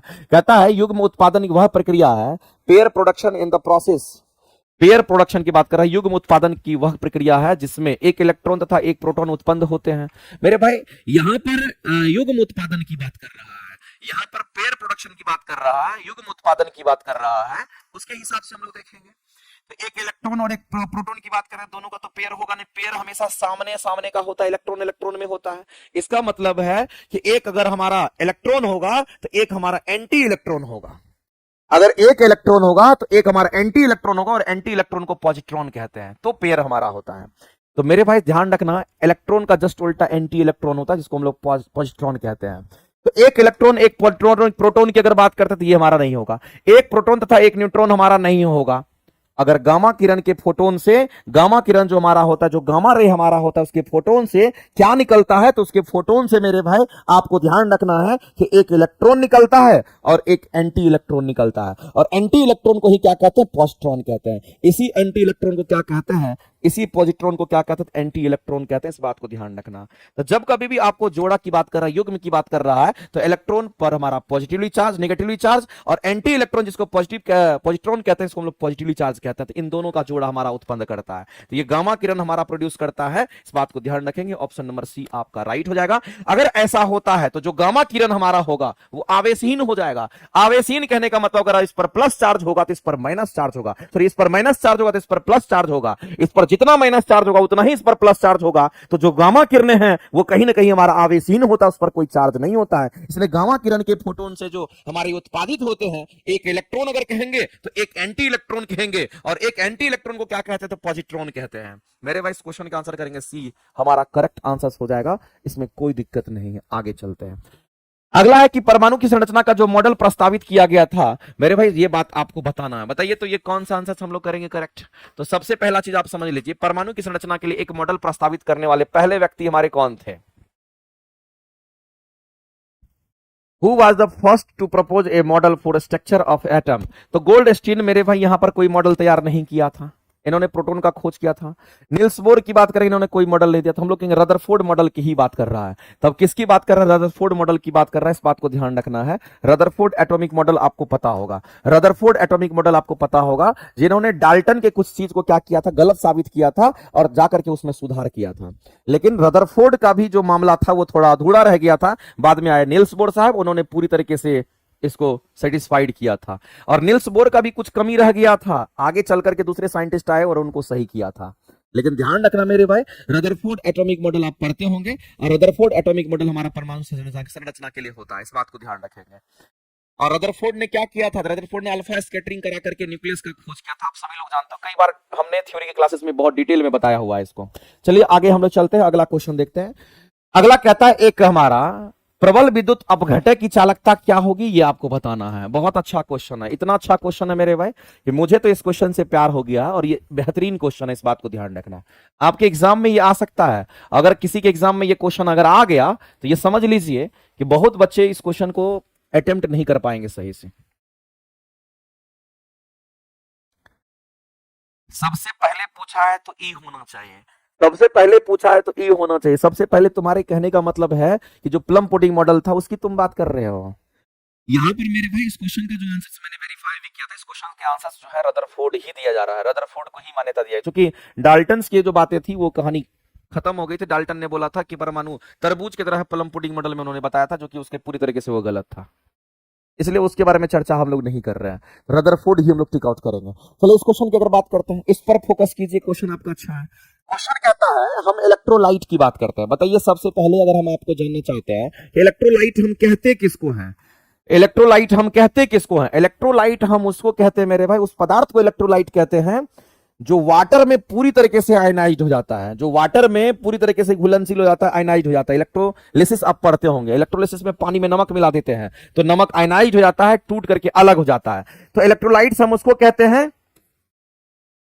जो पानी में आयनित हो जाता है। जो पानी में क्या होगा? तो मेरे भाई जो पानी में हमारा आयनित हो जाता है, आयनित हो जाता है उसको कहते हैं। जो पानी में आयनित हो जाता है उसको हम लोग इलेक्ट्रोलाइट्स कहते हैं, इस बात को ध्यान रखना। लेकिन इलेक्ट्रोलाइट्स जो हमारा है ये दो प्रकार का हमारा होता है। एक बात तो पता चल गया, जो पानी में क्या होगा, आयनित हो जाएगा। जैसे एग्जांपल के तौर पर हम आपको बताते हैं, मान लेते हैं कि पानी में हमने क्या डाला, NaCl डाला। जैसे पानी में NaCl डालिएगा तो Na+ आपका अलग हो जाएगा और Cl- आपका अलग हो जाएगा, दोनों आयनाइज हो गया, दोनों टूट करके अलग हो गया। तो ये इलेक्ट्रोलाइट्स हमारा कहलाता है। पानी में घोल दिए तो इलेक्ट्रोलाइट्स हमारा बन गया। तो इतना बात तो क्लियर हो गया कि इलेक्ट्रोलाइट्स हम किसको कहते हैं। दूसरा बात आपको ध्यान रखना मेरे भाई कि जब हम इलेक्ट्रोलाइट्स की हम बात करते हैं, ये दो प्रकार का इलेक्ट्रोलाइट्स होता है। ये कितने प्रकार का होगा, तो ये हमारा दो प्रकार का होता है। एक इलेक्ट्रोलाइट्स को हम लोग कहते हैं स्ट्रॉन्ग इलेक्ट्रोलाइट्स, एक को हम लोग क्या बोलते हैं, तो स्ट्रॉन्ग बोलते हैं। एक को हम लोग बोलते हैं स्ट्रॉन्ग इलेक्ट्रोलाइट्स बोलते हैं, इस बात को ध्यान रखना। एक को बोलते हैं स्ट्रॉन्ग इलेक्ट्रोलाइट्स और दूसरे को हम लोग बोलते हैं यहां पर वीक इलेक्ट्रोलाइट्स, इस बात को ध्यान रखना। स्ट्रॉन्ग और यहां पर वीक इलेक्ट्रोलाइट्स की बात हम कर रहे हैं। अगर स्ट्रॉन्ग इलेक्ट्रोलाइट्स की हम बात करते हैं तो याद रखना मेरे भाई, स्ट्रॉन्ग इलेक्ट्रोलाइट्स हम उसको कहते हैं जो पानी में 100% आयनाइज्ड हो जाता है, जो पानी में 100% डिसोसिएट कर जाता है, जो पानी में 100% आयनाइज्ड हो जाता है। जो किसमें, तो जो पानी में 100% मतलब 100% आयनाइज्ड हो जाता है, आयनाइज्ड हो जाता है, जो पानी में 100% आयनाइज्ड हो जाता है उसको कहते हैं। और स्ट्रॉन्ग इलेक्ट्रोलाइट्स के जो एग्जांपल्स हैं वो आपके NaCl होते हैं, या फिर हम HCl की बात करेंगे, या फिर हम किसकी बात करेंगे तो NaOH की बात करते हैं। ये स्ट्रॉन्ग इलेक्ट्रोलाइट्स एग्जाम में कई बार पूछता है। और अगर हम वीक इलेक्ट्रोलाइट्स की बात करते हैं तो आपको ध्यान रखना है कि वीक इलेक्ट्रोलाइट्स हम उसको कहते हैं जो पानी में, किसमें, तो जो पानी में, जो पानी में 100% आयनाइज्ड नहीं हो पाता है, 100% आयनाइज्ड नहीं हो पाता है, नहीं हो पाता है, उसको हम लोग क्या कहते हैं, वीक इलेक्ट्रोलाइट्स कहते हैं। जैसे इसके एसिटिक एसिड का नाम सुने होंगे आप, CH3COH हमारा होता है, ये हमारा होता है। एसिटिक एसिड हमारा होता है तो ये हमारा हो जाता है। तो एक वीक इलेक्ट्रोलाइट्स होगा और एक हमारा स्ट्रॉन्ग इलेक्ट्रोलाइट्स होगा। इलेक्ट्रोलाइट्स कितने प्रकार का हो गया, तो कहेंगे दो प्रकार का हुआ। बताइए मेरे भाई ये बात समझ में आया कि नहीं आया। इलेक्ट्रोलाइट्स किसको कहते हैं ये बुझाया कि नहीं बुझाया। आपको थ्योरी भी इससे कमांड करते जाना है और चीज को सीखते भी जाना है, इससे आपको दोनों तरह का फायदा लेना है। अगर पूरी तरीके से आयनाइज्ड हो जाएगा तो याद रखना मेरे भाई 100% आयनाइज्ड स्ट्रॉन्ग इलेक्ट्रोलाइट्स होगा, और अगर पूरी तरीके से आयनाइज्ड नहीं होगा तो उसको हम लोग वीक इलेक्ट्रोलाइट्स के नाम से हम लोग जानते हैं। ये चीज आपको थोड़ा सा ध्यान रखना चाहिए। इस तरह के क्वेश्चंस में आपको थोड़ा सा मेरे भाई यहां पर तैयार रहने की जरूरत है। अब हम लोग यहां पर बात करते हैं, इसमें हम लोग कहेंगे NH4OH भी हमारा हो जाएगा। अमोनियम हाइड्रोक्साइड्स की बात करते हैं, इसको NH4OH की हम बात कर चुके। ये एग्जांपल पूछा जाता है इसलिए हम यहां पर लिख रहे हैं। ये आपसे स्ट्रॉन्ग और वीक इलेक्ट्रोलाइट्स एग्जाम में पूछता है। अब मेरे भाई बताइए इसमें से इस क्वेश्चन का आंसर क्या करेंगे। देखो तनुकरण का मतलब क्या होता है, इसका मतलब समझते हो। तनुकरण कहने का मतलब क्या होता है, तनुकरण कहने वाला जिसको आप पानी में घोल रहे हैं, अगर पानी की मात्रा ज्यादा है तो उसको तनु कहते हैं और पानी की मात्रा कम हो तो उसको सांद्र कहते हैं। तो वैसा ही कुछ क्वेश्चन आपका यहां पर है। तो बताइए मेरे भाई, यहां पर कह रहा है कि जब एक प्रबल विद्युत अपघटन, तो प्रबल समझोगे तभी तो दिमाग लगाओगे। तो प्रबल विद्युत अपघटन किसको कह रहा है, स्ट्रॉन्ग इलेक्ट्रोलाइट्स को कह रहा है। और स्ट्रॉन्ग इलेक्ट्रोलाइट्स क्या करता है, पानी में 100% आयनाइज्ड हो जाता है। प्रबल प्रबल विद्युत अपघटन बोला है, आपसे स्ट्रॉन्ग इलेक्ट्रोलाइट्स के बारे में बोला गया है। और स्ट्रॉन्ग इलेक्ट्रोलाइट्स हम किसको कहते हैं, जो पानी में 100% आयनाइज्ड हो जाता है। और जब पानी में 100% आयनाइज्ड हो जाता है, इसका मतलब पानी की मात्रा ज्यादा है। इसका मतलब है मेरे भाई, आप सीधा सीधा इस क्वेश्चन के अगर आप आंसर करेंगे तो आप कहेंगे तनुकरण पर थोड़ी क्या होती बढ़ती है, यानी कहने का मतलब इसका डाइल्यूशन बढ़ जाता है, वो ज्यादातर हमारा आयनाइज्ड होता है। इसका डाइल्यूशन डाइल्यूशन होता है, इसका बढ़ जाता है, इस बात को ध्यान रखना। डाइल्यूशन बढ़ जाता है, इंक्रीज स्लाइटली ऑन डाइल्यूशन की हम बात करेंगे, यानी ऑप्शन नंबर सी हमारा इस क्वेश्चन का राइट हो जाएगा। डाइल्यूशन का मतलब घुलने की हम बात करते हैं, हमारा अच्छे तरीके से घुल जाएगा, इस बात को ध्यान रखना। तनुकरण जो होती है उसकी थोड़ी बढ़ जाती है, इस बात को आप ध्यान रखेंगे। और इस क्वेश्चन का अगर आंसर करेंगे तो ऑप्शन नंबर सी के साथ आएंगे। इस क्वेश्चन का आंसर गलत दे रखा था, इसको आप सुधार कर लीजिएगा, ऑप्शन नंबर सी आपका राइट हो जाएगा। ठीक है, चलिए आगे चलते हैं और अगला क्वेश्चन बताइए। अगला कहता है कि निम्न में से कौन सा जोड़ा विस्थापन प्रतिक्रिया देगा। बताइए तो कौन सा जोड़ा जो हमारा विस्थापन प्रक्रिया देगा, इसमें से कौन सा जोड़ा हमारा विस्थापन प्रक्रिया देगा। तो विस्थापन आप कह सकते हैं कि विस्थापन हमारा तभी पॉसिबल होता है, एक हमारा ज्यादा रिएक्टिव होगा तो एक हमारा कम रिएक्टिव होगा। तो ज्यादा रिएक्टिव वाला कम रिएक्टिव वाले को हमारा अलग कर सकता है, लेकिन कम रिएक्टिव वाला ज्यादा रिएक्टिव वाले को अलग नहीं कर सकता है। तो मेरे भाई पहला ऑप्शन को चेक करिए। पहला ऑप्शन में दे रखा AgNO3 का रिएक्शन किससे कराना है, तो आपको ध्यान रखना है इसका कॉपर के साथ रिएक्शन कराना है। किसका, तो AgNO3 NO3 की हम बात करते हैं। अब ये कॉपर जो हमारा होता है वो ज्यादा रिएक्टिव होता है किससे, तो कहेंगे सिल्वर से। इस बात को याद रखना, चांदी से। तो ये क्या करेगा, इसको डिस्प्लेस करेगा, इसको धक्का देगा बेचारा। ये सिल्वर क्या करेगा, तो बेचारा मजबूरी में चूंकि कम रिएक्टिव है तो ये बाहर हो जाएगा, और ये हमारा कॉपर नाइट्रेट के साथ जुड़ जाएगा और CuNO3 होल 2 का निर्माण यहां पर कर लेगा। CuNO3 होल 2 का यहां पर क्या करेगा, तो निर्माण कर लेगा। और इसको क्या करता, तो यहां पर प्लस और 2 से मल्टीप्लाई यहां कर दीजिए, और फाइनली 2 से आप टू से यहां पर ही मल्टीप्लाई आप कर दीजिए। इस तरीके से अगर हम लोग करेंगे तो कितना है जी, 2Ag हो गया, और यहां 2 से मल्टीप्लाई कर दीजिए। ठीक है, तो ये हमारा हो जाएगा। इसमें पॉसिबिलिटी जो कॉपर ज्यादा रिएक्टिव होगा, हमारा सिल्वर कम रिएक्टिव है, तो हम कहेंगे इसी में पॉसिबिलिटी है। अगला भी चेक कर लीजिए। अगला ऑप्शन को अगर देखते हैं तो मेरे भाई, कॉपर को किसके अलग करना, तो NaCl को अलग करना है। हम लोग जानते हैं कि जो कॉपर हमारा होता है वो हमारा सोडियम से लिस्ट रिएक्टिव होता है। यानी कि अगर हम सोडियम की बात करते हैं वो ज्यादा रिएक्टिव होता है किससे, तो कॉपर से। तो जब सोडियम ज्यादा रिएक्टिव हमारा कॉपर से होगा, तो ये कॉपर इसको हटा पाएगा, बिल्कुल भी नहीं, इसमें ये रिएक्शन पॉसिबल नहीं है। तो बी ऑप्शन हमारा ऐसे भी नहीं होगा। ये ए ऑप्शन की कहानी थी, यही आंसर हमारा होना है। अगला देख लीजिए, आपको दे रखा है तीसरा ऑप्शन में कि यहां पर किसका, तो सिल्वर धातु यानी Ag की बात कर रहा है, और Ag किसके साथ, तो FeSO4 की बात करते हैं। और हम सभी लोग जानते हैं मेरे भाई ये बात कि जो सिल्वर हमारा होता है वो लिस्ट रिएक्टिव होता है। इसका मतलब कहीं ना कहीं ये जो आयरन है वो ज्यादा रिएक्टिव होगा किससे, तो सिल्वर से। तो जब हमारा आयरन ज्यादा रिएक्टिव है और ये कम रिएक्टिव है, तो इसको ये बाहर कर ही नहीं सकता, ये पॉसिबल ही नहीं है। तो ये रिएक्शन फिर पॉसिबल नहीं है, विस्थापन अभिक्रिया ये पॉसिबल, ये रिएक्शन ही पॉसिबल हमारा नहीं है।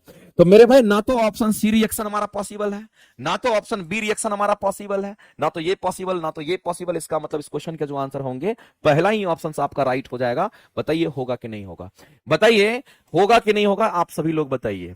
रिएक्टिविटी के आधार पर मेरे भाई डिस्प्लेसमेंट रिएक्शन हमारा होता है। जो ज्यादा रिएक्टिव होगा कम रिएक्टिव वाले को धक्का देके बाहर कर देता है सॉल्यूशन से। इस बात को ध्यान रखना, उसी को विस्थापन अभिक्रिया कहता है। नेक्स्ट, सबसे पहले जो द्वारा तैयार किया गया था, कौन सी एलिमेंट कृत्रिम तरीके से तैयार किया था, टेक्नीशियम। याद रखना मेरे भाई, इस क्वेश्चन का अगर आंसर करेंगे तो ऑप्शन नंबर बी आपका, बहुत ही फेमस क्वेश्चन है। टेक्नीशियम हमारा सबसे पहला तत्व था जिसको कृत्रिम तरीके से लैब में बनाया गया था। अगला क्वेश्चन आप देख लीजिए। ये क्वेश्चंस मेरे भाई 12th लेवल का क्वेश्चन है, इतना आसान भी नहीं है। 12th लेवल का ये क्वेश्चन हमारा होता है।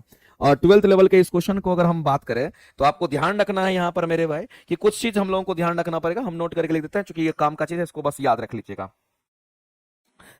जो रिड्यूसिंग पावर हमारा होता है, हम किसकी बात कर रहे हैं, तो हम यहाँ पर रिड्यूसिंग पावर की बात करते हैं। ये जो हमारा रिड्यूसिंग पावर हमारा होता है, ये वित्तकर्मानुपाती हमारा होता है। किसका, तो वित्तकर्मानुपाती होता है स्टैंडर्ड इलेक्ट्रोड पोटेंशियल का।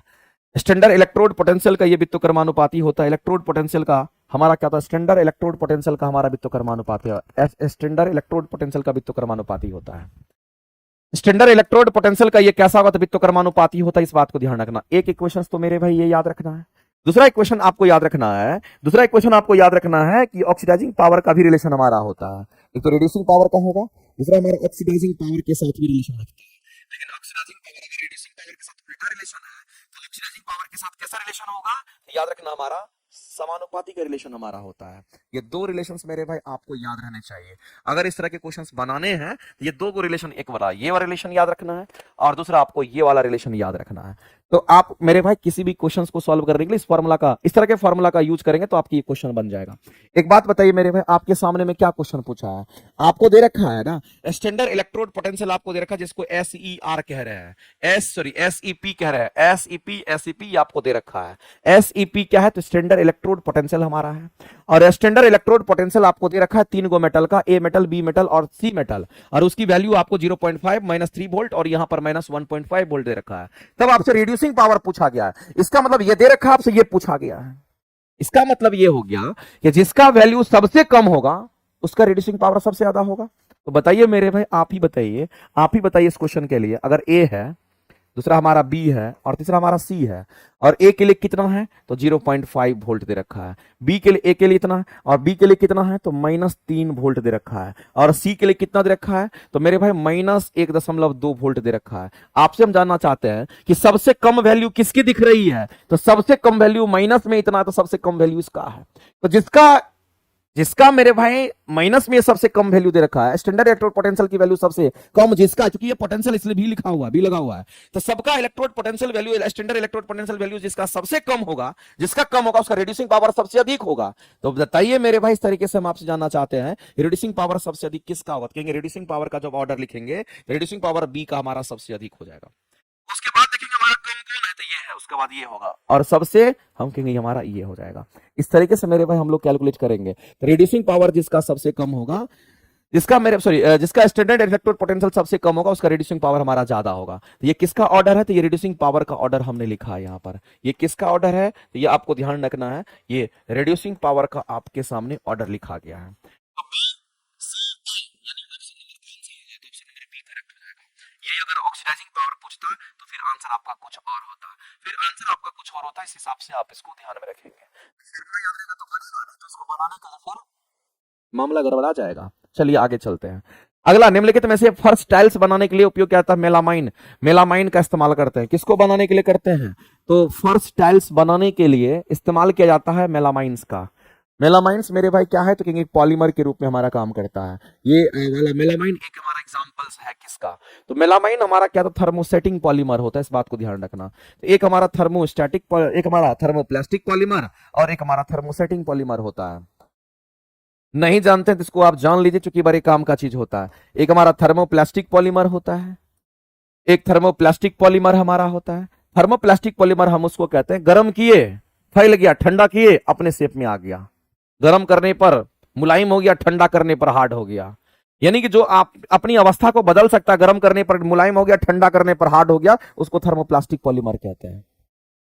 तो थर्मोप्लास्टिक पॉलीमर हमारा, इसमें नाइलोन वगैरह हमारा आता है, समझना गौर से। दूसरी बात हम लोग क्या कहते हैं? तो थर्मोसेटिंग पॉलीमर एक हमारा होता है। दोनों ही चीज याद रखेंगे। थर्मोसेटिंग पॉलीमर एक हमारा होता है। अगर इस थर्मोसेटिंग पॉलीमर की अगर हम बात करते हैं तो आप एक बात जान लीजिए, ये जो थर्मोसेटिंग पॉलीमर होता है, अगर आप गर्म किए तो सेट हो गया, फिर ठंडा करने पर वो नीचे, अगर मान लेते गर्म किए, गर्म होकर के मुलायम हो गया, तो ठंडा करने पर वो कठोर नहीं होगा। थर्मोसेटिंग पॉलीमर सेट हो जाता है, इस बात को ध्यान रखना। तो गर्म और ठंडा करने की बात करते हैं। गर्म करने पर अगर अगर मुलायम हो गया तो ठंडा करने पर ये फिर हमारा हमारा कैसा कहेंगे, ठंडा करने पर फिर हमारा हार्ड नहीं होगा, लेकिन इसमें ऐसी पॉसिबिलिटी होती है।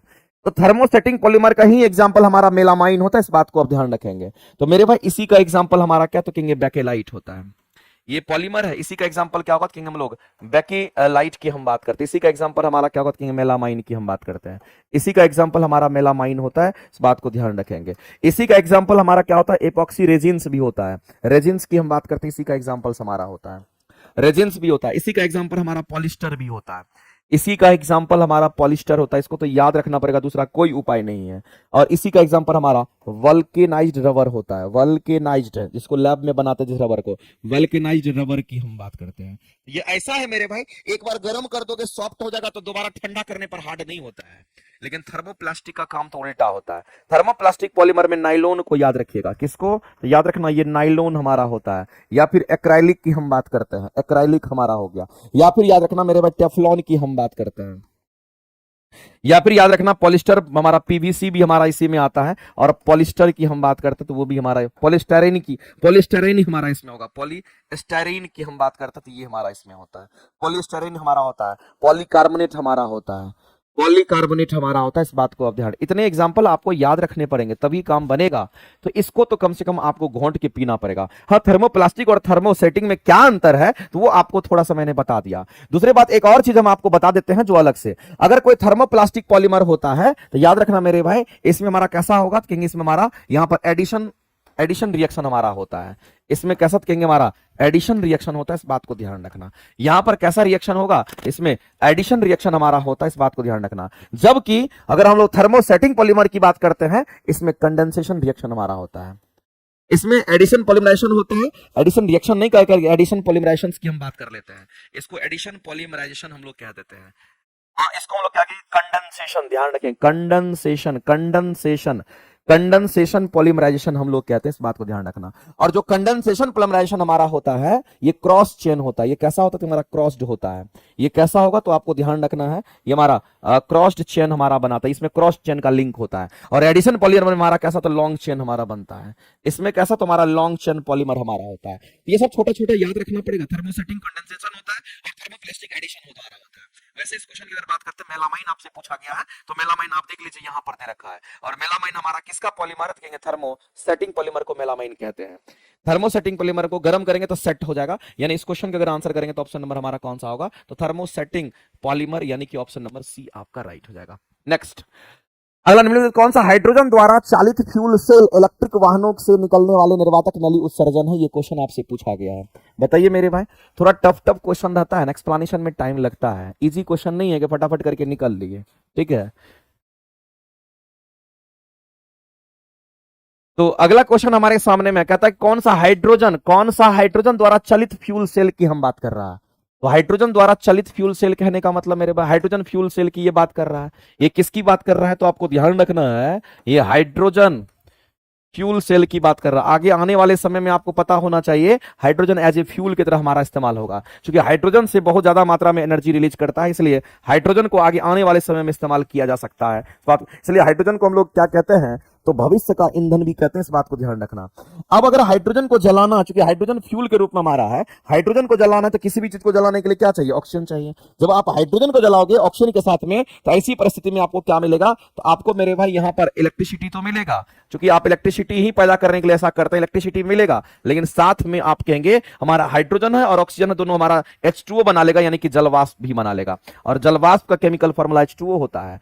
तो आपको ध्यान रखना मेरे भाई, इलेक्ट्रिसिटी के साथ साथ जलवाष्प का ये निर्माण कर देगा, इस बात को ध्यान रखेंगे। तो कौन सा हाइड्रोजन द्वारा जलित फ्यूल सेल इलेक्ट्रिक वाहन में निकलने वाले निर्वातक नली उत्सर्जन करेगा? तो उससे एनर्जी तो यूज हो जाएगा उस इंजन में, लेकिन किसको बाहर कर देगा? तो जलवाष्प जो बनाया उसको बाहर कर देगा। इसका मतलब मेरे भाई किसको उत्सर्जन कर देगा? तो जलवाष्प को उत्सर्जन कर देगा, इस बात को आप ध्यान रखेंगे। तो हाइड्रोजन आने वाले समय में जो हाइड्रोजन हमारा है उसको हम लोग क्या कहते हैं? तो भविष्य का ईंधन कहते हैं। तो हाइड्रोजन एक्चुअली में फ्यूल है, उसको जलाने के लिए ऑक्सीजन चाहिए, और जैसे ही हाइड्रोजन ऑक्सीजन के साथ रिएक्शन करेगा हमको इलेक्ट्रिसिटी मिलेगा जिससे इंजन चला सकते हैं, लेकिन मेरे भाई ऑक्सीजन और हाइड्रोजन अगर रिएक्शन करता है तो जलवाष्प की मात्रा भी पैदा होगी। तो इसका तो यूज हो जाएगा इंजन में, लेकिन इसको बाहर करना पड़ेगा, इसको उत्सर्जित करना पड़ेगा एक नाली के द्वारा, नलिका के द्वारा उसको बाहर करना पड़ेगा। इसलिए पूछा गया है कि बताइए इलेक्ट्रिक वाहन से निकलने वाला जो निर्वातक नली उत्सर्जन हमारा जो होगा वो कौन सा होगा? तो कहेंगे यही हमारा होगा, ऑप्शन नंबर बी।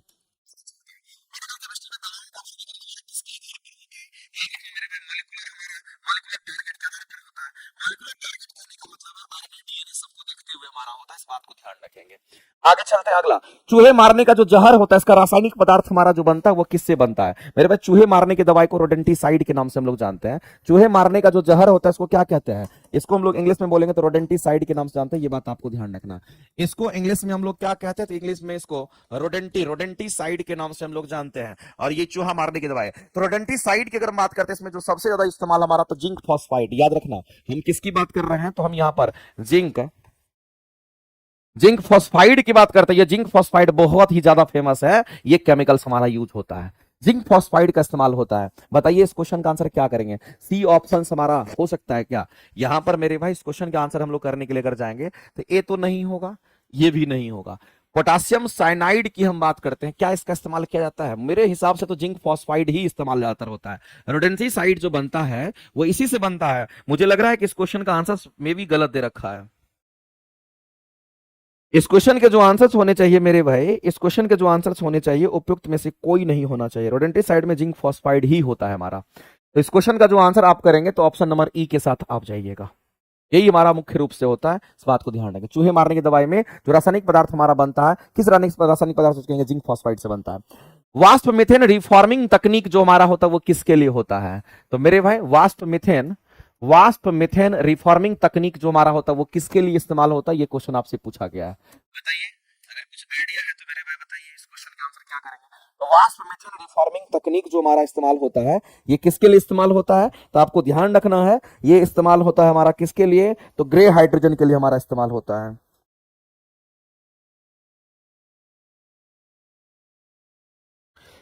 ये हमारा किसके लिए? तो हम लोग सीधा कहेंगे वाष्प मिथेन की अगर हम बात करते हैं, इसका मतलब मेरे भाई यहां पर हम CH4 की बात करते हैं, और इसका रिएक्शन हम किसके साथ? तो H2O के साथ करा देते हैं। अगर H2O के साथ रिएक्शन करा देंगे तो ऐसी परिस्थिति में क्या मिलेगा? तो हाइड्रोजन प्राप्त होगा और कार्बन मोनोऑक्साइड प्राप्त होगा। हाइड्रोजन और कार्बन मोनोऑक्साइड हमें प्राप्त होगा, इस बात को ध्यान रखना। बैलेंस करना होगा, इसको बैलेंस आप कर सकते हैं। कितने हाइड्रोजन? 4 हाइड्रोजन यहाँ पर, 2 हाइड्रोजन यहाँ पर, तो 6 हो गया, इसका मतलब 3 से यहाँ मल्टीप्लाई कर दीजिए। और हम सभी लोग जानते हैं कि कार्बन मोनोऑक्साइड के साथ अगर हमारा हाइड्रोजन होता है, कार्बन मोनोऑक्साइड के साथ क्या होता है? हाइड्रोजन हमारा होता है। इसको कौन सा गैस कहते हैं? आप सभी लोग बताइए। इसी को वाटर गैस कहते हैं, इसी को हम लोग क्या कहते हैं? तो जल गैस कहते हैं। और जल गैस कहने का मतलब इसी को हम लोग वाटर गैस कहते हैं, इसी को हम लोग वाटर गैस और इसी को हम लोग सिंगेस के नाम से भी हम लोग जानते हैं, इसी को हम लोग सिंगेस भी कहते हैं, इस बात को ध्यान रखना। तो मेरे भाई यहां पर वाष्प मीथेन रिफॉर्मिंग तकनीक, वाष्प मीथेन रिफॉर्मिंग तकनीक से हमें क्या मिलता है, तो ग्रे हाइड्रोजन मिलता है और कार्बन मोनोऑक्साइड मिलता है। तो ग्रे हाइड्रोजन कहने का मतलब हमारा क्या होता है, ऑप्शन नंबर हमारा ये हो जाएगा, इसके आंसर हमारे हो जाएंगे और इसी को हम लोग सिंगेस के नाम से भी जानते हैं और ऑप्शन नंबर बी आपका राइट हो जाएगा, इस बात को ध्यान रखिएगा। ऑप्शन नंबर बी जो है वो आपका क्या हो जाएगा, तो यहाँ पे राइट हो जाएगा इस क्वेश्चन का आंसर मेरे भाई, बी ऑप्शन हमारा राइट हो जाएगा, ठीक है। और इस दौरान में जो कैटलिस्ट यूज करते हैं वो भी आप नोट कर लीजिए, इस दौरान में जो कैटलिस्ट हम यूज करते हैं वो हमारा निकल एज ए कैटलिस्ट के रूप में काम करता है। कौन कैटलिस्ट होगा, तो कहेंगे हमारा निकल यहां पर कैटलिस्ट के रूप में काम करता है, ये हमारा कैटलिस्ट के रूप में काम करता है, इस बात को उत्प्रेरक के रूप में काम करता है, इस बात को आप ध्यान रखें। नेक्स्ट आगे चलते हैं, ये वाला क्वेश्चन हम रहने देते हैं क्योंकि ये क्वेश्चन थोड़ा बड़ा है, इसको बनाने के चक्कर में मेरे भाई कम से कम 20 मिनट का समय लग जाएगा समझाने में। आगे चलते हैं, अगला क्वेश्चन, समतल ध्रुवीय प्रकाश का घूर्णन को मापने के लिए पोलरीमीटर का इस्तेमाल करते हैं। ध्रुवीय प्रकाश को अगर मापना होता है, अगर जो ध्रुवीय प्रकाश होता है अगर उसको मापना होता है, क्योंकि प्रकाश का ध्रुवीकरण होता है, तो ध्रुवीय प्रकाश का जो मेजरमेंट करते हैं हम लोग पोलरीमीटर से करते हैं। किससे करते हैं, तो पोलरीमीटर से करते हैं, इस बात को ध्यान रखना। मैनोमीटर से क्या करते हैं, तो द्रव के अंदर का दाब मापते हैं, गैस के अंदर का दाब मापते हैं, वो हमारा मैनोमीटर करता है। और पोलरीमीटर क्या करता है मेरे भाई, तो ध्रुवीय प्रकाश को मापन करता है, इस बात को ध्यान रखना। अगला नेक्स्ट है हमारा कि अर्ध संश्लेषित जो बहुलक हमारा नहीं है वो बताना है।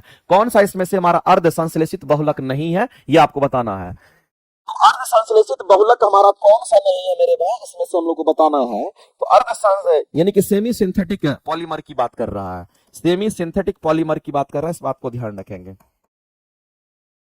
सेमी सिंथेटिक पॉलीमर की बात कर रहा है, यहां पर सेमी सिंथेटिक पॉलीमर की बात कर रहा है। वैसे हम लोग जानते हैं कि जो पॉलीमर हमारा होता है वो मोनोमर से बनता है, और ये पॉलीमर कितने तरह का होगा, तो एक हमारा नेचुरल पॉलीमर होता है जिसको प्राकृतिक हम लोग कहते हैं, एक हमारा नेचुरल पॉलीमर होता है, एक हमारा नेचुरल पॉलीमर होता है, और दूसरे की अगर हम बात करते हैं तो ये हमारा कैसा होगा, कहेंगे हमारा सेमी सिंथेटिक हमारा होता है, जो आपको दे रखा है सेमी सिंथेटिक पॉलीमर की बात करते हैं, ये हमारा सेमी सिंथेटिक पॉलीमर हमारा होता है। और तीसरा हमारा कैसा होगा, कहेंगे सिंथेटिक पॉलीमर, जिसको हम लोग लैब में बनाते हैं,